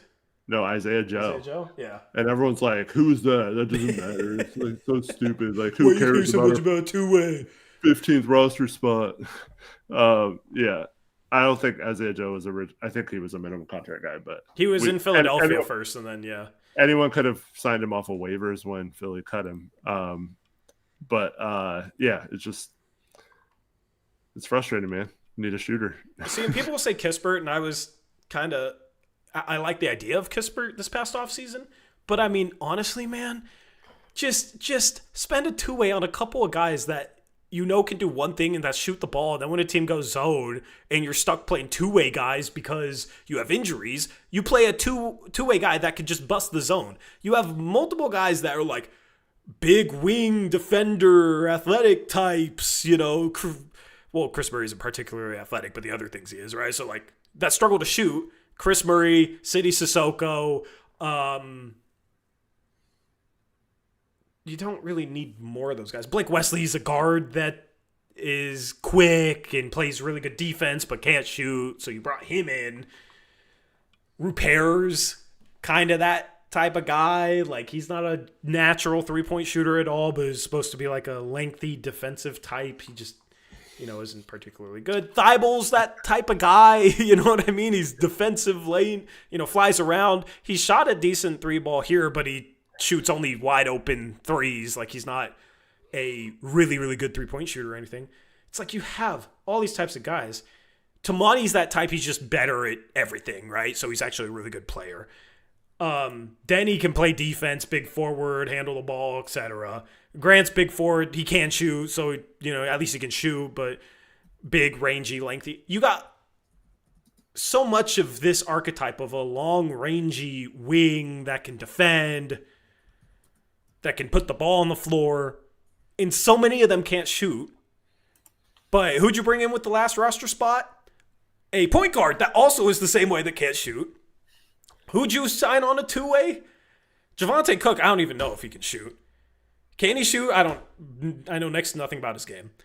Okay. And City Sissoko, who is the same exact freaking archetype. Just get somebody that can shoot. I don't care about anything else. You got guys for everything else. Maybe you find the next Sam Hauser. Maybe you find the next AJ Green. Maybe you find the next Isaiah Joe. Maybe you find the next Duncan Robinson.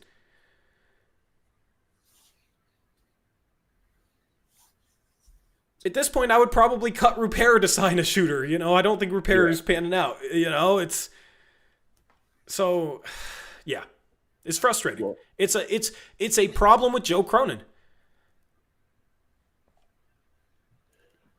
Well, Kirk says, I just want our defense to be better.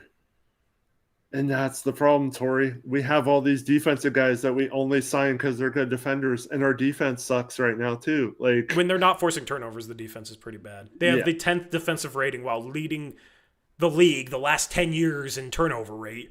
That shows you that the defense isn't good enough outside of forcing the turnovers if you're only the 10th best defense while forcing a historical turnover rate. Yeah.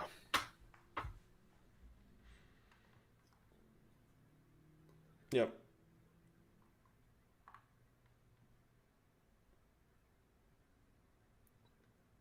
Man.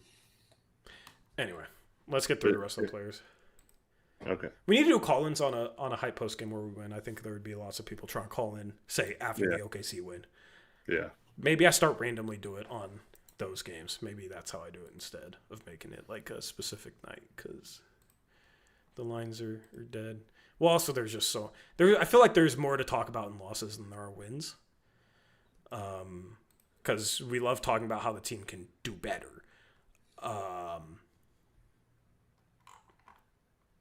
Other players we need to touch on because there's so much to talk about. Kamara's defense, to your point, dude. I'm disappointed in his defense, man. Oh, the Heat are 6-4 now. I forgot they played last night. Let me update the box score. Dang, man. Yeah, I remember them being 4-4. But no, they're on the second half of back-to-back, making this even worse. Tamani is gambling too much. Tamani is... I like the defensive backcourt pressure. He got beat on it by Davion Mitchell. I don't know if there's another play on it, but like basically just beat him and got all the way to the rim.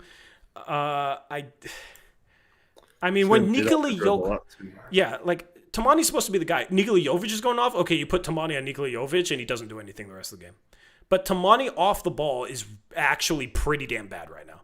And the problem is, when you got a guy like Jovic that kind of plays in the flow, right, it isn't like dominating the ball up top, or Tamani can guard him one-on-one. And even those types of guys have given Tamani trouble this year. I mean, Anthony Edwards opening night had 41 on him.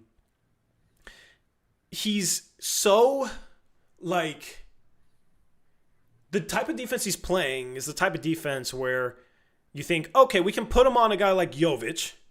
I don't even know how much the Blazers really did that today because this game was played in transition. So there's a lot of cross-matching and whatever. But, like, hypothetically, you put him on Jovic, and Jovic should not be getting 29 points. Jovic should not be going off. But even when he guards shooters, he did this when guarding Aaron Wiggins against OKC. He's done this against shooters kind of all season long. Even Chris Murray did this tonight on a shooter where they just leave them one pass away and leave them wide open to try and go pressure the ball to try and force a turnover. And it's the selling out for turnovers. I think the Blazers are doing it a little bit too much, especially in the half court. Like, I understand, you know, in the backcourt trying to pressure and blah, blah, blah. As long as you get back and don't give up a shot because of it, that's fine. That's cool. Great. But the half court, man, Tamani is becoming too, like, he's ball chasing. A little bit too much, where he's not worrying about who he's guarding. He's worrying about, like, how can I get in the passing lane? How can I, draw an offensive foul? It's too much of that. I want him to be a little bit more sound. And it's funny because the Blazers have had some good crunch time defense at times this season where, like, Tamani just buckles down and focuses on what he's supposed to do, and he's really, really good. I just think there's portions of the game where he's not really locked in on his assignment enough, and I don't think his defense is as good as it was last year so far this season. That's my thoughts. What are your thoughts on his defense? Yeah, I think with the going for the turnover thing and the always trying to draw offensive fouls thing, which he is good at, but there's something to, in my opinion, the defenders that are just like, you can never get by them. They're just always in front of you, and they're always moving their feet, and they're always just staying so steady on defense that you can just never, it just seems like they're always there. And to me, the way Tamani, and quite frankly, I think it's the whole defense, is playing, it's like if they don't get the steal, it's easy pickings for the other team, right? Like it's like making it easy at times for the other team to score, where I feel like if we just had a steadier base defense that was just, you can be tough-minded, you can be a pest, but do it where you're always just never letting your guy get by you, and you're not like gambling for steals so that sometimes you get a steal. But like, even what was like, Thibault had like the greatest steal percentage, or was on pace to have like one of the greatest steal percentage seasons ever if he qualified, and it was at like 5% or something, right? It's like, you don't get a steal that much. Like it's not even the best people at steals of all time are getting like 3 or 4 a game, right? So to me, I think they're kind of messing up by going for so many steals. And tonight, when you don't get any, you only get 8 when you're averaging double digits. It's just, you're not going to ever really have a good defense. And I feel like it's putting so much pressure on Donovan, and that's getting him into trouble. And then it's also leading to us having to go small a lot, and those lineups have been getting killed lately. The smaller lineups have not been working as much as they were the first few games. And so I feel like I don't know. I feel like he should be a pest, Tamani, without being a Thibault type of pest. He should be a Tamani type of pest, where he's always in front of the guy, because he's got the size and length to be that Scottie Pippen type defender, where you're always frustrating the opponents and you have that length, and you can never get by him. You can never get a shot off because he's got these long arms, and you can never drive on him, and you can like even passing around him is dangerous because he can deflect a pass. But I feel like on ball, he's just way too soft and way too he's being way too risky with how he's going for steals, and it's leading to a lot of easy baskets by the other team just blowing right by him. Yep. Agreed. To your point, 15 turnovers. They shot 96 times, so and how many of those turnovers are ones where it's like drawing a charge, which is generally a good defensive play. You're rotating and help side, right? Like how many of those are steals? We had 8 steals. Oh, it's on there on the board. 8 steals. They shot 96 times, right? So if you're giving up higher quality shots because you're gambling to try and get 8 steals when you're defending, 96 shots in a game, is that the right calculation? The Blazers on dunks and threes have the 12th ranked adjusted defensive rating team. Last year they were 13th. They traded Anthony Simons for Drew Holiday. They now are forcing turnovers at an insane rate, which every time you force a turnover, that's going to help your defensive rating, right? You're getting a stop. So what's the rest of the defense right now? You're not playing DeAndre Ayton anymore, who's just brutal defensively. You're playing Donovan Clingan, who's noticeably better, and he's starting. So the only conclusion from those stats for me is the defense outside of turnovers is taking a step back. Or the gambling for turnovers, while it's resulting in a higher turnover rate, it's also hurting the defense when you're not getting turnovers. And I think there's a balance there. And listen, there's going to be a bunch of YouTube videos hyping up the Blazers like the Blazers are changing the game. They're doing something we've never seen. They're pressuring like no other team before, right? Because that's really, really good clickbait. Really, really good to intrigue people, right? Which is what good YouTube titles are for. I title my videos in a way where I want to intrigue people enough to want to watch to see what I'm going to talk about based on the title, right? But it's always easy to say, this is the new age of defense. But I also think there's a reason why teams don't maybe do it this much, and there's a balance that they need to find that's maybe dialing it back a little bit where they can still be aggressive and force some of these turnovers and still pressure, but in the half court, key in defensively and not be so gamble heavy when an offense is being ran in the half court. Because I think that's what can get Tamani into trouble. But I also think defensively sometimes he's reaching too much to try and force turnovers and poke the ball away, and he's getting fouls called on him, or he's, leaning, poking at the ball, and he's easier to beat that way. I think that's an issue for him. And I also think there's times where he's being a little bit too physical. So he has to key in defensively. He needs to be better for this team on the defensive end. And, he's still been a good defensive player this year. But, sure. Like, the standard, here's the problem. When you become second-team all-defense, now all of a sudden it's like, all right, he's not playing at a second-team all-defense level, so he's taking a step back. We need him to play at that second-team all-defense level. And now it's like his reputation is that he's top 10 defender in the league. And I think he's capable of being a top 5 defender in the league. I think he's capable of being in defensive player of the year conversations. But I think right now he's not playing like that guy that we know. So hopefully he can lock back in a little bit more in terms of just playing solid defense. Because I think in crunch time he does lock in where it's not just, oh, I need to force steals, gamble, etc. And he's played some great defense in crunch time. So we need that during more of the game. I think tonight he was tired from shooting 47 three-point shots. But I joke. But no, I do think it's a season-long thing. Drew tonight shooting-wise was terrible, but he had 13 assists. I guess they gave him an extra assist after this game was over. 13 assists for Drew. He had some great plays. Drew sets up teammates in a way that's fun to watch. The play he had in transition where he brought the ball up and Deni was kind of running a little bit in front of him, but then he slowed up to allow Deni to gain some separation from his defender. He looked to the other side of the floor to kind of shift. I think there was a help defender that was going over Deni's way. He froze the help defender by looking over to the other side of the floor changed his pace up, and then hit Deni.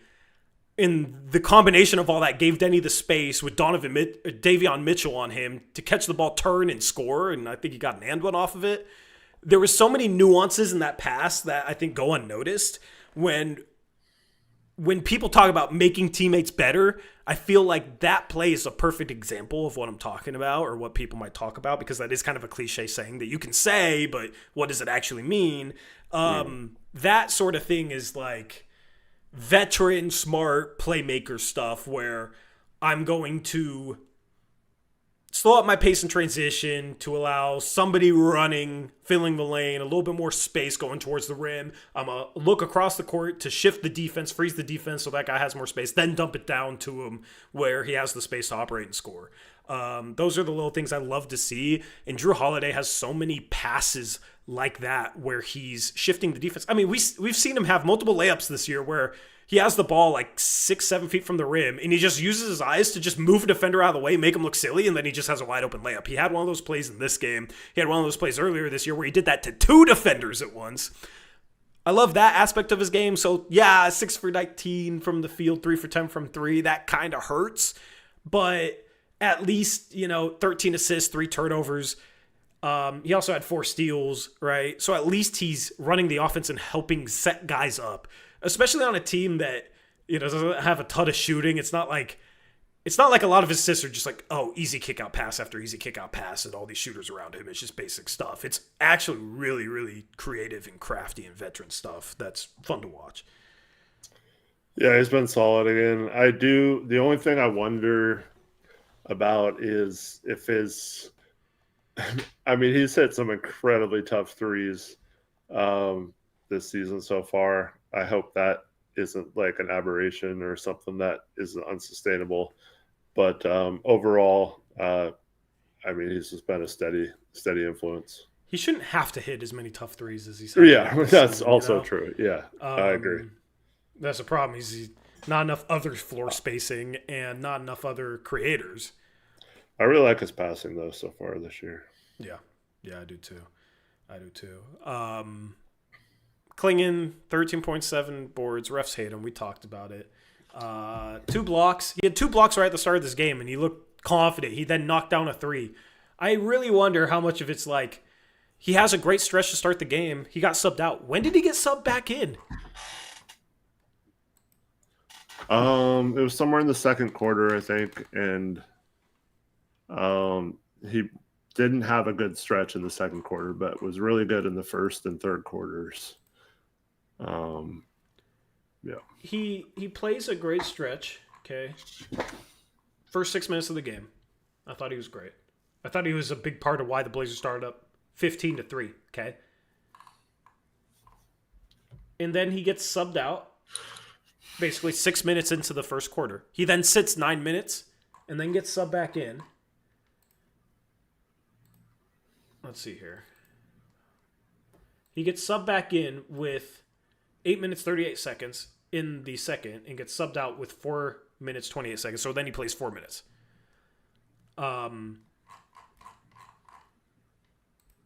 I kind of want to, if he has a good first 6 minutes and then you want to sit him, I kind of like coming back with him at the start of the second a little bit earlier.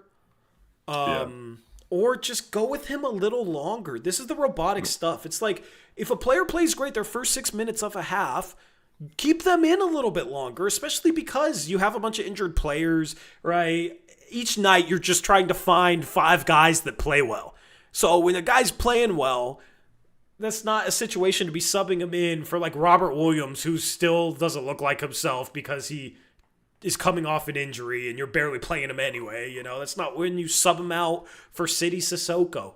Like, Klingon was playing confident to start this game, and he gets subbed out 6 minutes into the first half, doesn't see the floor for a whole another 9 minutes, and we were up. He literally just had a bucket the play before he gets subbed out. We were up 17-7. Okay? We immediately sub in Chris Murray for Shaedon Sharpe with 5:37 remaining. Shaedon Sharpe also started this game well and was a big reason for the Blazers to start up 17-7. So we sub in Chris Murray for Shaedon Sharpe and Robert. We did have 4 turnovers that stretch, but yeah. Did he really? Yeah, he had 4 turnovers in the first quarter. Yeah. Okay, he also had a layup. He also had a Yeah, no, I'm not saying he didn't throw. get some other. Yeah. Made a 3. Damn, I didn't realize he had 4 turnovers. Let me. Shane Sharp, bad pass at the start of the game, bad pass. Okay, so he had 2 turnovers the first 2 minutes, where like both these teams were kind of playing bad, right? So he had a very slow first 2 minutes. He drove and kicked out to the corner, threw it right to the Heat player, and then I forgot what the other one was. Yeah. So the game log only says three turnovers. Maybe it was in the first half. He had the fourth one. Yeah. So he turned over the ball twice the first couple minutes. Okay, like the teams were getting a feel. Then after his second turnover, he locked in. He made a 3. He had his 1 assist to Donovan Clingan, who made a 3. He got to the line on a good strong drive, made a free throw, missed the second, but got to the line. Great, good thing. Then he made a layup off a Drew Holiday assist. He then missed a 3, had his third turnover, and then gets subbed out. But it was like, had a couple turnovers to start the game, was allowed to remain in the game, started playing well, was a big reason why the Blazers got off to a hot start. Clingan was a big reason why the Blazers got off to a hot start. And they get subbed out with 5:37 remaining for Chris Murray and Robert Williams III when the Blazers are up 17-7. The Blazers, at the end of the quarter, they did maintain that lead for a little bit. Robert Williams only played 3 minutes. But it was an immediate 8-2 run for the Heat. It went from 17-7 to 19-15. And you could feel the momentum shift. And it's just like, I don't like playing starters when they start the game well or start to get it going. I don't like just automatically cutting their minutes at 6 and then you're out of the game no matter how well you're playing. And it kind of felt that way, especially with Clingan at the start of the game because he had a great first shift. And it wasn't like he was too gassed to continue playing, especially after a timeout, because Miami called a timeout when it was 15-3. Thiago has to either get better feel for rotations or he has to coach more off of feel because it just feels robotic. Mm-hmm. Yeah, I agree. And then Clinton came back into the game, had those 2 nice finishes, and then he got that non-call knocked to the ground and just didn't seem to get it going again after that. But he had 2 big buckets in this game. I think we took the lead off the second one, and then we just played like crap the rest of the game. Yeah. I don't really like Clingan's minutes being as low as they are. He was a positive when he was on the floor. I know it was a fast-paced game, but here's the thing. Fast-paced game, especially when Kalowar's not on the floor, they didn't have another big. Clingan should have an advantage, especially on the offensive glass. The only reason we were in this game was because we got 22 offensive rebounds. Clingan had 5 of those. Shout out to Sharp. He had 5 of those. So yeah. Sharp crashed the glass today. I think I need to shout that out. But I don't like how easily they go away from Clingan. And I thought, like, oh, maybe it's because he's having some games where he struggles. Today, he had 13 points and 7 boards in 21 minutes, had 2 blocks, had 2 steals, had no turnovers. He did have 4 fouls, so I guess you could use that as the explanation for why he played so little. But it's like, okay, he should be fouling out then in 25, 26, 27 minutes.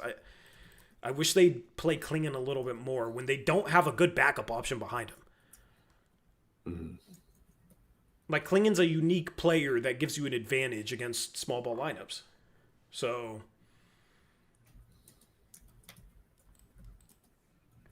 good game from him, though. I thought he was good tonight. Yeah, I thought it was pretty good, too. Grant today, 18 points, 22 minutes, fouled out. He fouled out. Had 4 turnovers, 4 assists. 5 for 9 from the field, 1 for 3 from 3. I mean, I love some of his drives, man. I love the way he's attacking the rim. He got to line. Dude, how did he make that and one finish? That was crazy. That was like Dr. J angle, behind the backboard and having to scoop it around. It wasn't quite as special as Dr. J's play or anything like that, but just kind of the angle. Mm-hmm. When he got fouled, I started to glance away.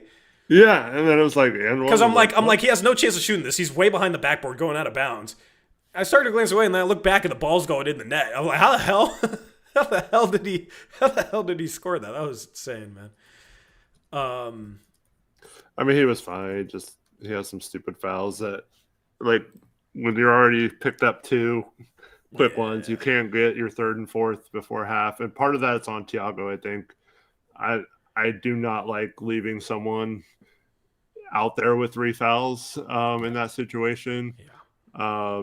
Because his defense got bad when he had 4. Yeah. Because he was trying not to foul. Because he was playing. Grant can't help himself or reach in sometimes and get those cheap fouls. That one Duop tried to take for him, but man, yeah, you gotta take him out in that situation. Yep, agreed. Chris Murray. He had 3 buckets. They were all like fast break dunk, or he cuts and nobody goes with them. Nobody's paying him any attention, right? So he had 6 points off of just basically wide open layups.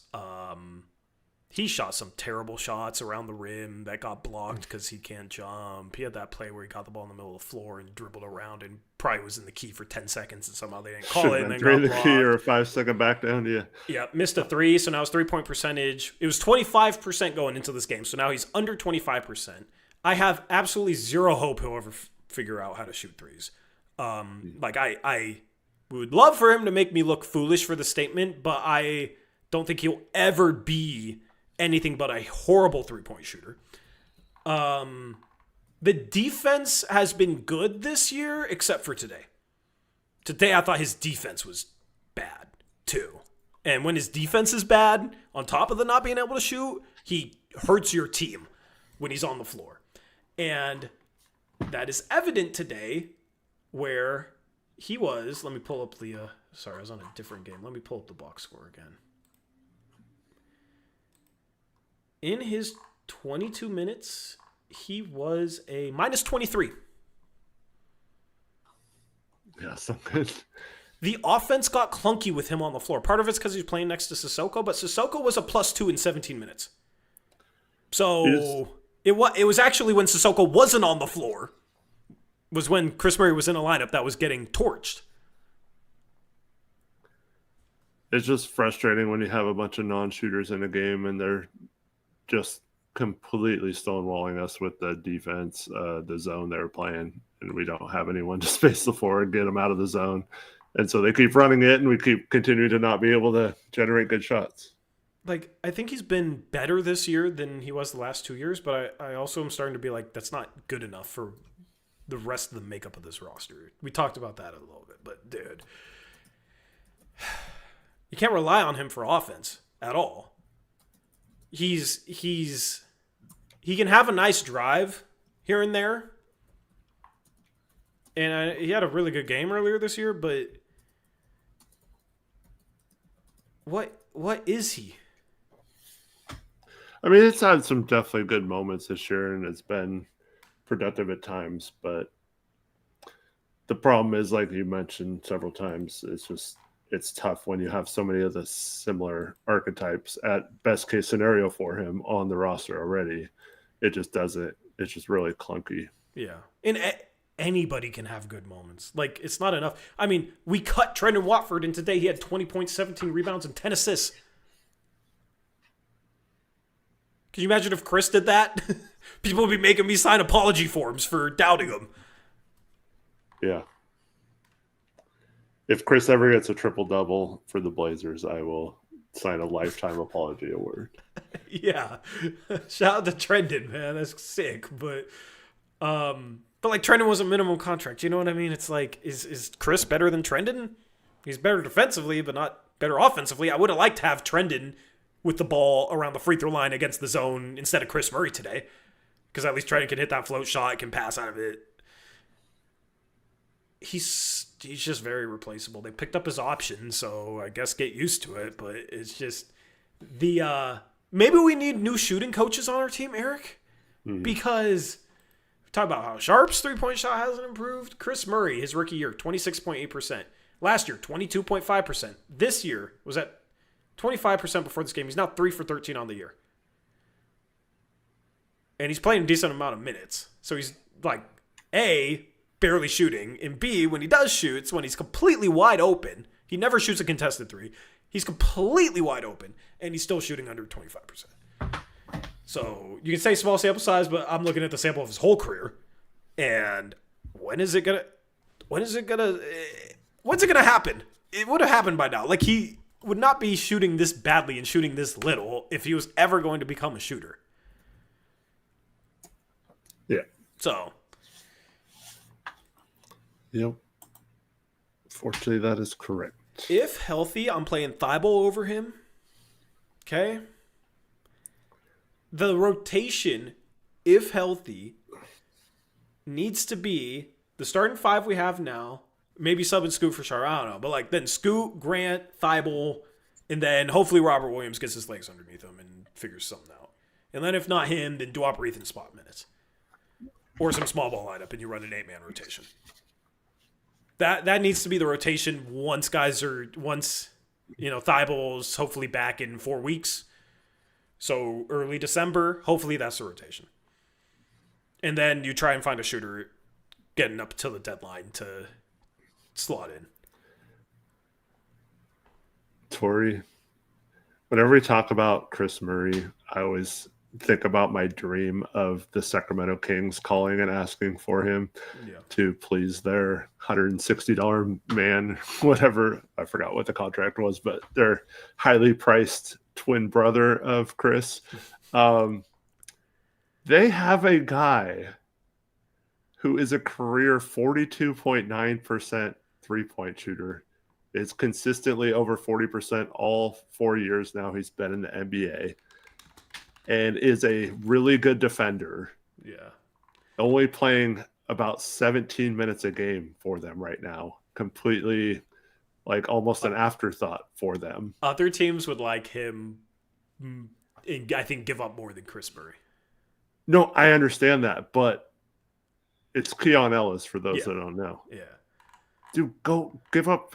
I'm not saying to give up a first necessarily, but give up Chris and some seconds and maybe repair or something. Like, I don't know. Like, just make a trade work with them and get Keon Ellis. That dude would be perfect. Is Keon Ellis big enough to defend threes, though? He's like, what, 6'5", and he's super skinny? Yeah, he's maybe not big enough to guard threes, but, I mean, if we have a shooter and he's, like, he could take some of Sharp's minutes or something. Yeah, I don't know. If Sharp's having an off night, yeah. Yeah, no, I'm with that. I would love Keon Ellis if you could get him for, like, Chris Murray in seconds, because for whatever reason,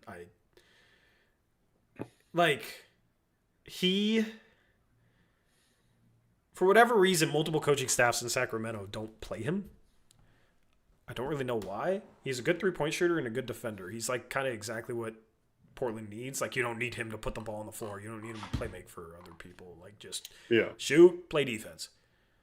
Knock down. He would really fit 42% with the defensive energy and could shoot. Yeah, exactly. Like, and I think fans would love him. Fans love him in Sacramento are pissed off he's not playing. He's like Blake Wesley if Wesley could shoot. Yeah, like was not a point guard. Well, I mean, Keon's played spot minutes at point, I guess, but he's not really a passer. So, yeah, like, was a wing version of that could shoot. And play. But, like, you would think, regardless if they want Chris Murray or not, you'd think a guy like that would be available, and that's the type of guy that would be perfect, who's a good three-point shooter that wouldn't sacrifice defense by being on the floor, regardless of what position you played him at. So, I don't know. I just think that's the kind of guy we should be looking at. Doesn't have a big contract. I know he's a free agent after the season, so that might deter some teams because it's possibly a rental, but just go get him. Yeah. Like, help your team this year. If he leaves, at least you have Dame next year to solve some of those problems. Yep, fully agree. Wow, Phoenix beat the Clippers. Phoenix is 5-5. Phoenix is about to pass us. This is the opposite of last year. Like, oh my God, we're about to pass Phoenix. Wow, Phoenix is about to pass us. Brutal. Yeah. The Clippers suck. That's a bad loss all of a sudden. Yeah. That's a bad loss all of a sudden. I don't know what's going on there. You got some Western Conference teams without their picks that are looking pretty bad right now. Duop today, 2 for 3 from 3. So Duop did Duop things behind the arc, but also, like, struggled on the defensive glass, struggled defensively. This is why it's tough to play Duop. This was the definition of doo-wop as a player was this game. Knock down threes, was good for that. The other big man areas struggled in and was a minus 14, and that's why he only played 12 minutes despite going 2 for 3 from 3.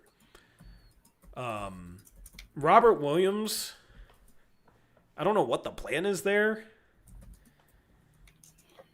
I mean, obviously, he can't play more than 10 minutes or something. Yeah, is that a minutes restriction? It's got to be, yeah. Is Sharp ever going to come off his minutes restriction? Because he seems like he's on one still, although he played 28 minutes today. Like, how do we get him healthy? Yeah, the health is a bit of an issue. But, I mean, we also played the Heat without Bam Adebayo and Tyler Hero. Who else were they missing that's in the rotation? I think I'm forgetting someone. For who? Oh, Hawkins was questionable, and then he played. Damn, it would have been nice if he didn't play today. But yeah, that's pretty much all the players. Anything else you want to dive into on this game? Not really. I think we did a pretty good job of covering our frustrations. Yeah, did not plan on streaming for 2.5 hours, but no. I'll have a video tomorrow. It'll be hyping up Deni. Go check it out. I also dropped a video earlier today recapping the OKC game. Sorry it took so long. But after the next game is Monday. Next game is Monday. The Blazers. Here we can look at the earlier game. Yeah. Blazers take on the Magic. 4 p.m. Pacific. And then they take on the Pelicans, and then they take on the Rockets NBA Cup. This road trip's very important, man. Like, want to go 2-1 over this stretch. 1-2 would put them at 6-6. I don't want this team to fall below 500 because I don't know. To me, it just starts to feel like, oh, here we go again. You know, we had a little start, and then, yeah, don't want to start falling behind the 8 ball there. But that's the frustrating part. We should be 6-3 or 7-2 right now, talking about how we have a chance of not even being in the play-in. You know? Yeah, exactly. Because the schedule. I mean, you look at this upcoming schedule, man. You got these 3 games: the Magic, the Pelicans, the Rockets, tough team. But then you play the Dallas Mavericks, who suck. Then you play the Suns at home. They're 5-5. They've been playing better. They got Jalen Green now, and he's looked good. But home game should be able to win. First NBC game. Then you got the Bulls, who've been playing great, but who knows how real it is still. I don't know. They lost a couple recently. Yeah. But after that, man, look at the schedule. Listen to the schedule after this, okay? Listen to the schedule. At Golden State. At OKC. At Milwaukee. Versus San Antonio. At OKC. At Toronto, who's been decent. At Cleveland. At Detroit. Yikes. If we're not playing well, hopefully he scoots back by then. If we're not playing well, we could easily go like 2-6 in that stretch. Okay. We have 1, 2, 3, 4, 5, 6 games until that stretch. Okay. So if we just go 3-3, and then we throw, like, I could easily see us going 2-6 during that stretch. Bunch of road games, insanely tough schedule. That would put us at what? Green got hurt. People are saying in chat. Oh. That's not good. Green has hamstring? Okay. That would put us at 10-13.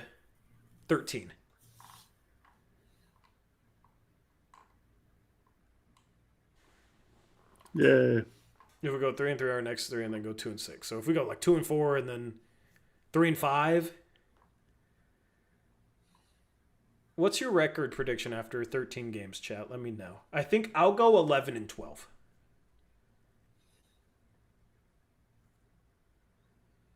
I'll go 12-11.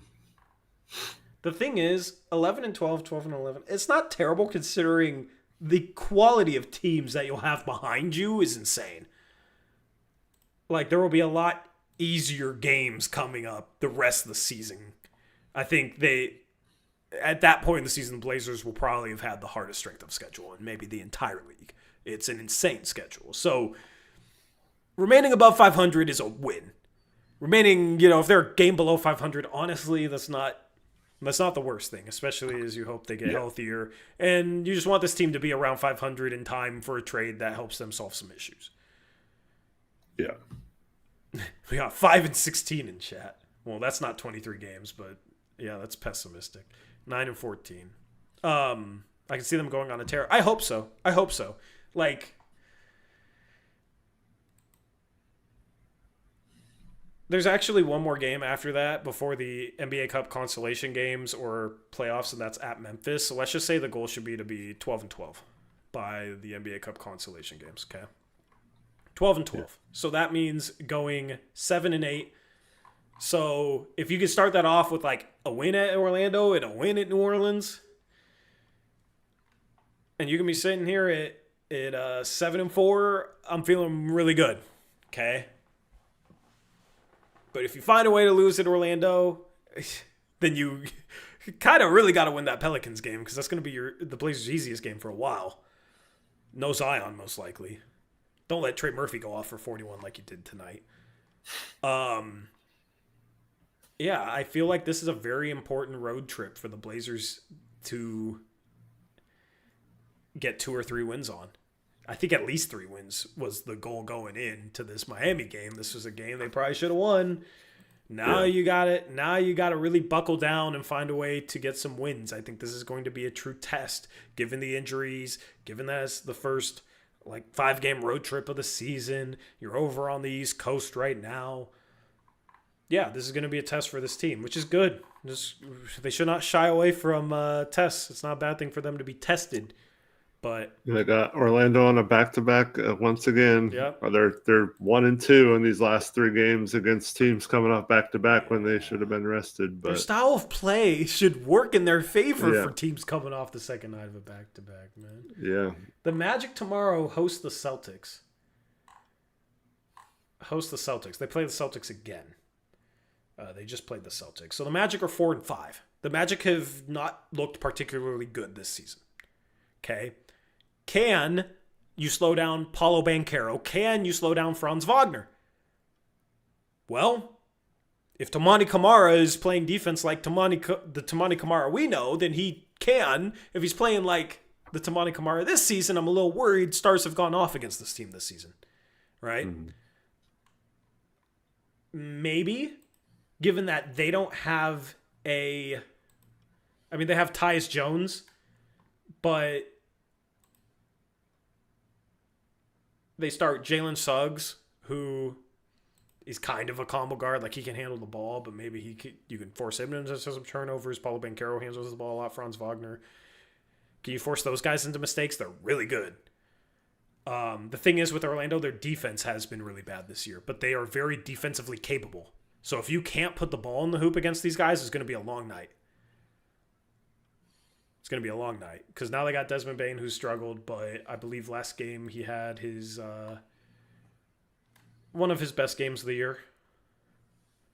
Had 22 points, 7 assists, 6 rebounds. So the Magic are a team on paper that a lot of people like as a top 4 seed in the East. So this is not going to be an easy game at all for the Blazers. But it would be a great win to get, especially after losing the Heat game. It'd kind of be like beating the Thunder after losing to the shorthanded Lakers would be like beating the Magic after losing to the shorthanded Heat, in a way.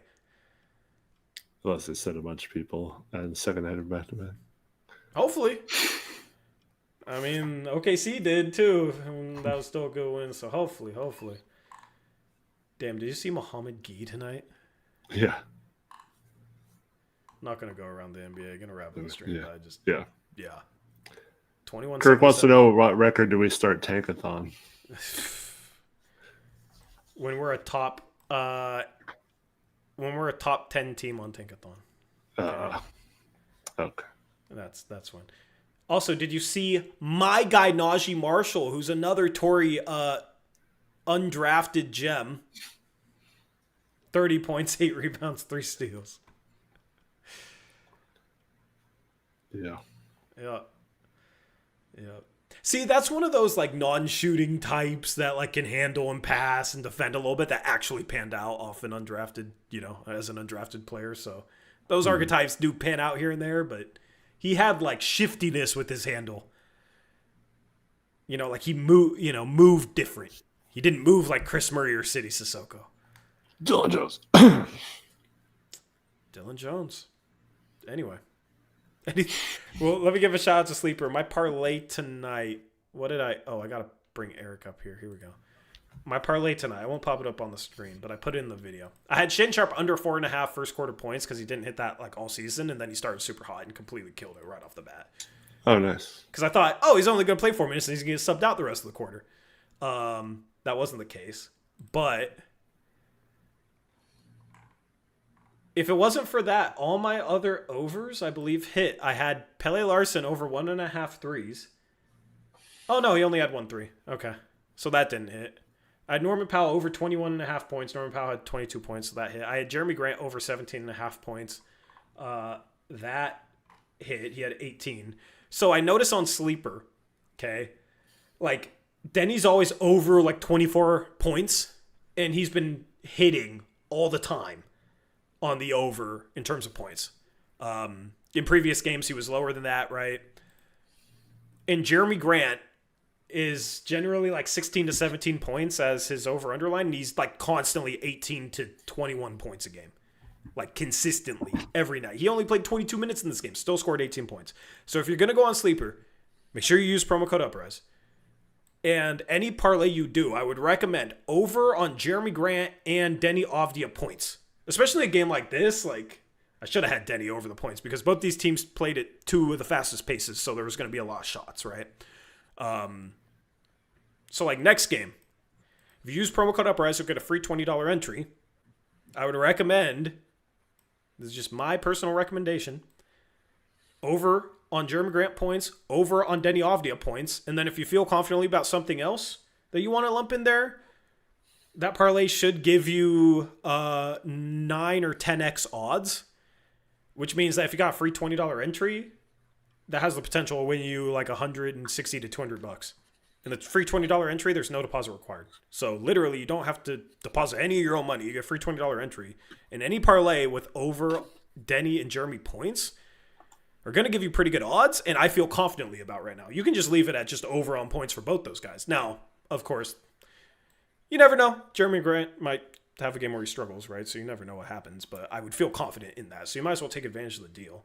Use promo code Uprise. You'll get that free $20 entry. And you'll get a 100% deposit match up to $100 as well if you want to do more than just the free $20 entry. But you should absolutely take advantage of the free $20 entry. That's a great promotion that they're giving you. So check out Sleeper.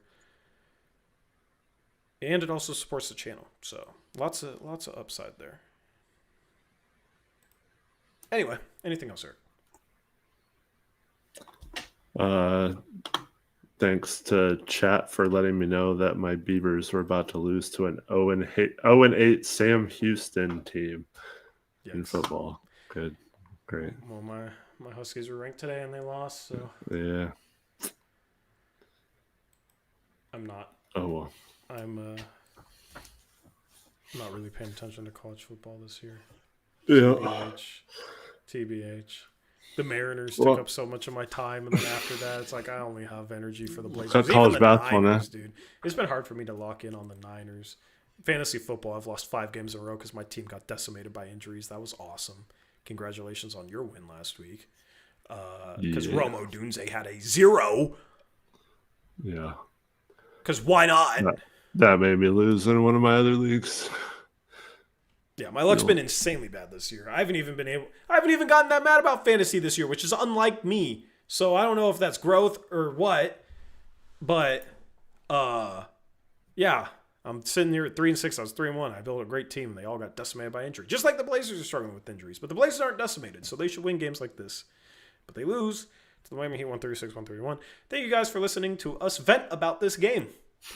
Because I really needed to, because it really frustrated me. But, it's a good thing when I'm getting pissed off at Blazer games, because that means they're good enough to actually win these types of games instead of just automatically losing by 50 in Miami like they did a couple years ago. So, at least we get to talk about close games all the time. I appreciate you all. Thanks for watching. Hope you all have a good rest of your weekend, and I hope you join us on Monday. Yep, appreciate you guys tuning in. We're out of here. Video tomorrow. Stream on Monday. Hopefully the Blazers can bounce back. They've done that this year. They've bounced back, so We'll see what they have for us on Monday. I'm at least expecting another competitive close game. So those are always fun. We're out of here. Have a good rest of your weekend. Until next time, as always, peace out. Go Blazers!